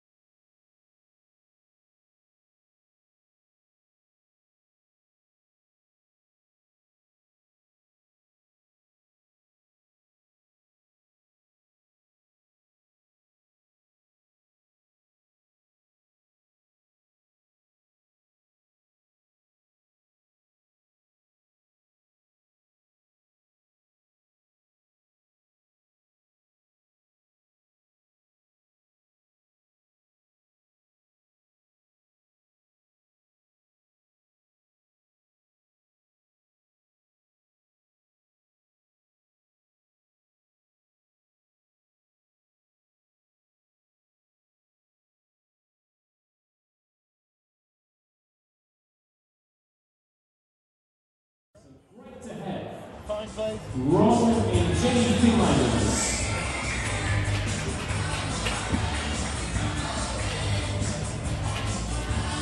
So welcome back, everyone. Top of the 8th. Big swinging switch hitting Geoff Klein. Yeah, that's spot on. He's already hit a home run in this game from the right side, so now he's flipped over to the left side with a right-handed throwing Kitteridge on the hill. And Kittredge gets one inside and Klein couldn't resist it and let the hands go through to be called a strike on a swing. So an 0-2 count. Kittredge been steady, you know, been put in positions that we're all not real keen to be in closing games, in very, very tight situations. Come up good sometimes and not so good in some others, but all in all, he's kept on boxing away and continued to improve. And as I said, just a slight little alteration in his where he should be in the out of the pen, and he strikes Klein out. First out of the innings, that brings to the plate left fielder number 20, Chris Snelling. Thank Matt Cooper for getting on board with us and sending us an email from Sydney there, just filling us in on the Suarez situation. So thanks a heap, Matt. Kittredge keeps peppering the strike zone. Got a fast ball strike to get ahead on Chris Snelling.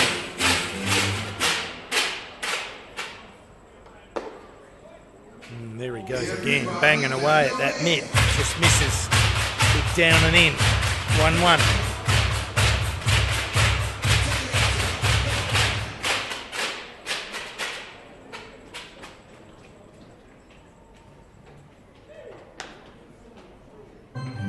Goes for a bit of a breaking pitch, which doesn't quite make the distance.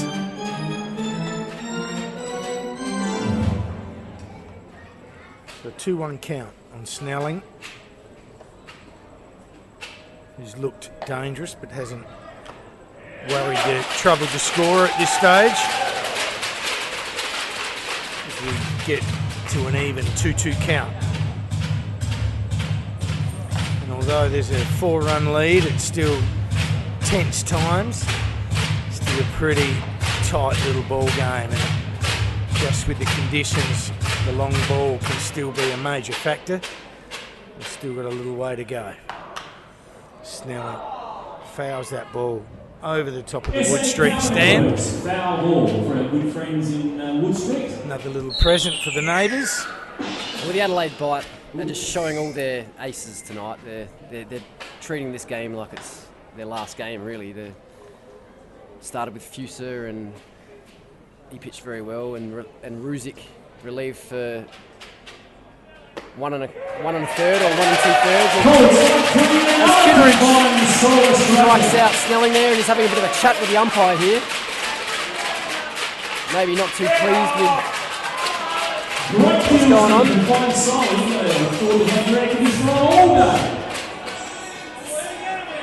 This, of course, being the reverse series from last week, where Sydney won the series 3-1. So this is the 5th consecutive game between these two teams. And just crunching some numbers, Spurlo, between the 5 games thus far, it is 16-all. Yeah, the games were definitely tied over there. The Adelaide Bite, who have made changes to their roster with another guy or two heading home, maybe with or against the will of the Bite. But to stock it up with Lattimore and bringing Cam into the lineup, and as you said, going all guns blazing here to take game 1. And there's a nice little slide from Kittredge. Into the crowd, and off hands, play on. Just had Benson on the back foot through a breaking pitch, and he fouled it off.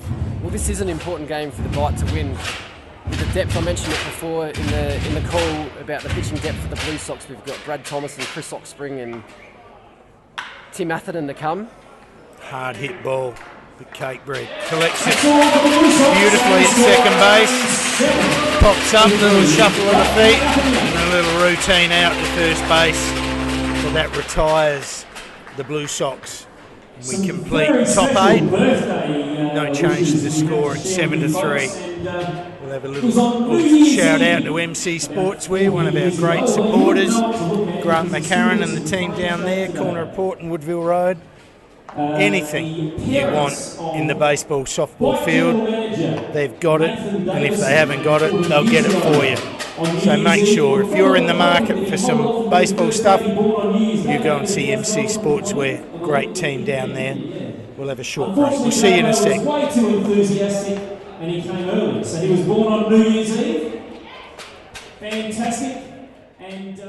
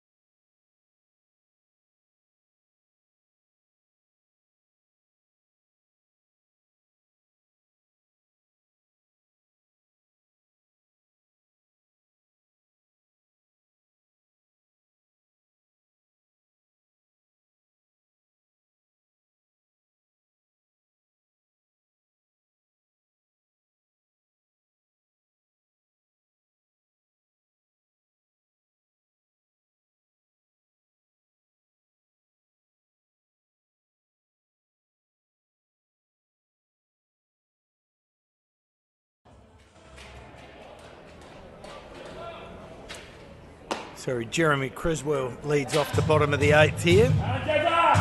Cuevas still rolling for the Sox.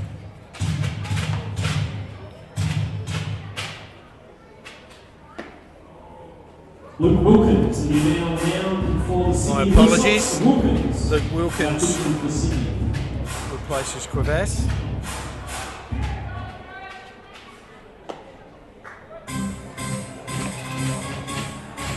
Got a 2-1 count on number 9 hitter Jeremy Cresswell. What's the chances of a shot to centre right from Cressy? It's up. Ball 3.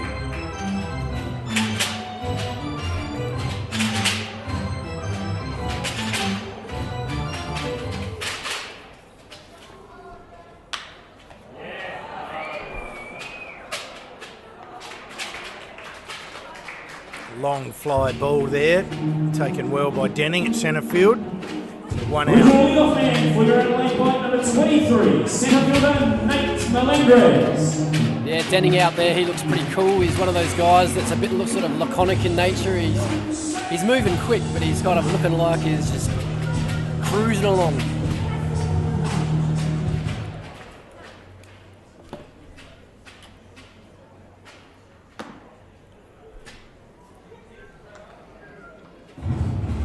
Which brings to the plate Nate Melendres, who's hit a home run and a base hit to centre field in his last 2 at-bats. And he continues that hot hitting form with a stand-up double right down the left field line, which Snelling retrieves out of the gutter. As Melendres is only a triple away from the cycle. But he might not get another chance for another at-bat, so... 21, Ben Lodge.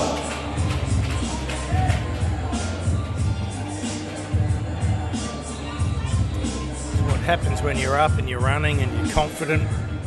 Got one a little in.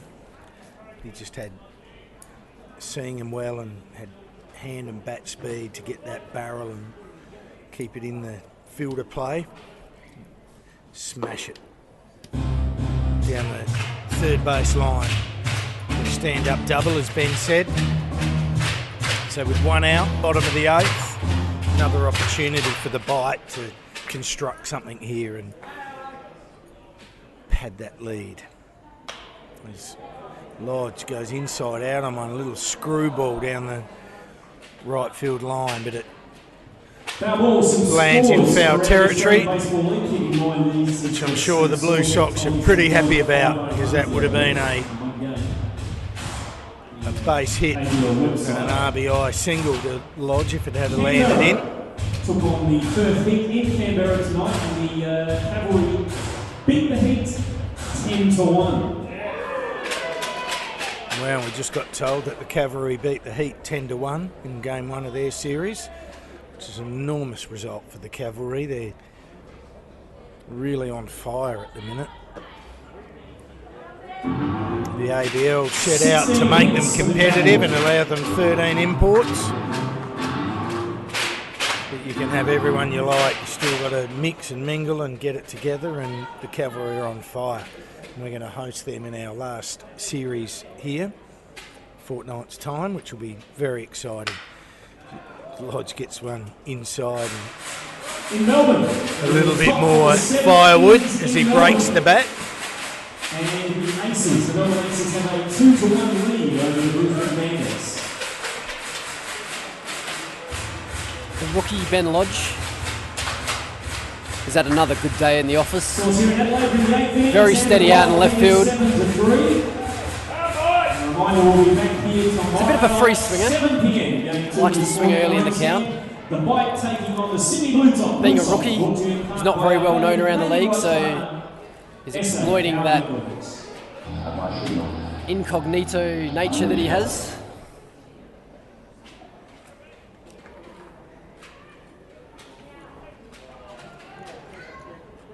Yeah, he's really, really growing, and it's just fantastic to see. I'm sure it's part of the ABL, and there's a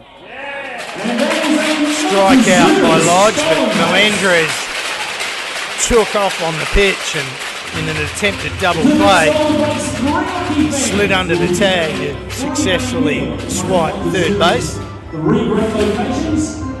As we're saying, the ABL has been a wonderful stepping stone for all sorts of people to find their second chance at the big league, and not only just get an opportunity ABL, but create opportunities for homegrown kids. It's really wonderful, and I'm sure that MLB should be very proud of the league here at the moment. They're doing a great job in giving great support to each and every franchise to make it a success.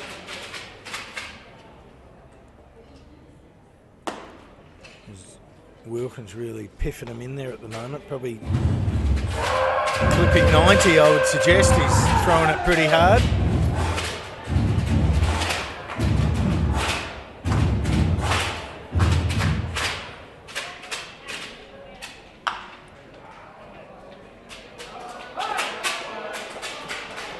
And Welsh just softly grounds out up the middle, and a nice play made by Penprase to retire the side as we enter the top of the 9th, and the Sydney Blue Sox are down to their final 3 outs. We'll just take a quick break. Don't go anywhere, folks. We'll see you real soon. We're going to be here for the whole series. Don't forget, it's a great way to get along and see the players and get to have dinner with them and everything.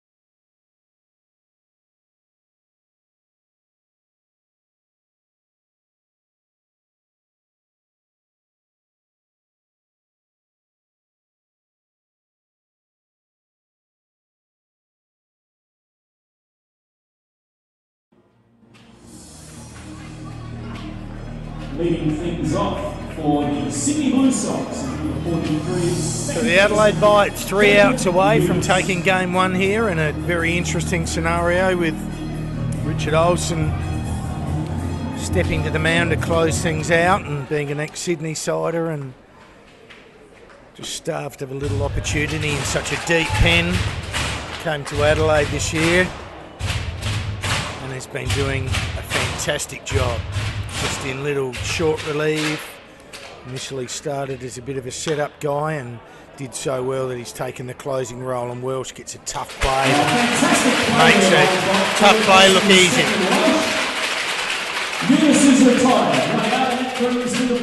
Well, with the 4-run lead here for the Bite, this is actually a non-save situation, but as we've been harping on, the Bite manager, Tony Harris, is leaving nothing to chance tonight. He's just trying to get the win, and that's all he's worrying about.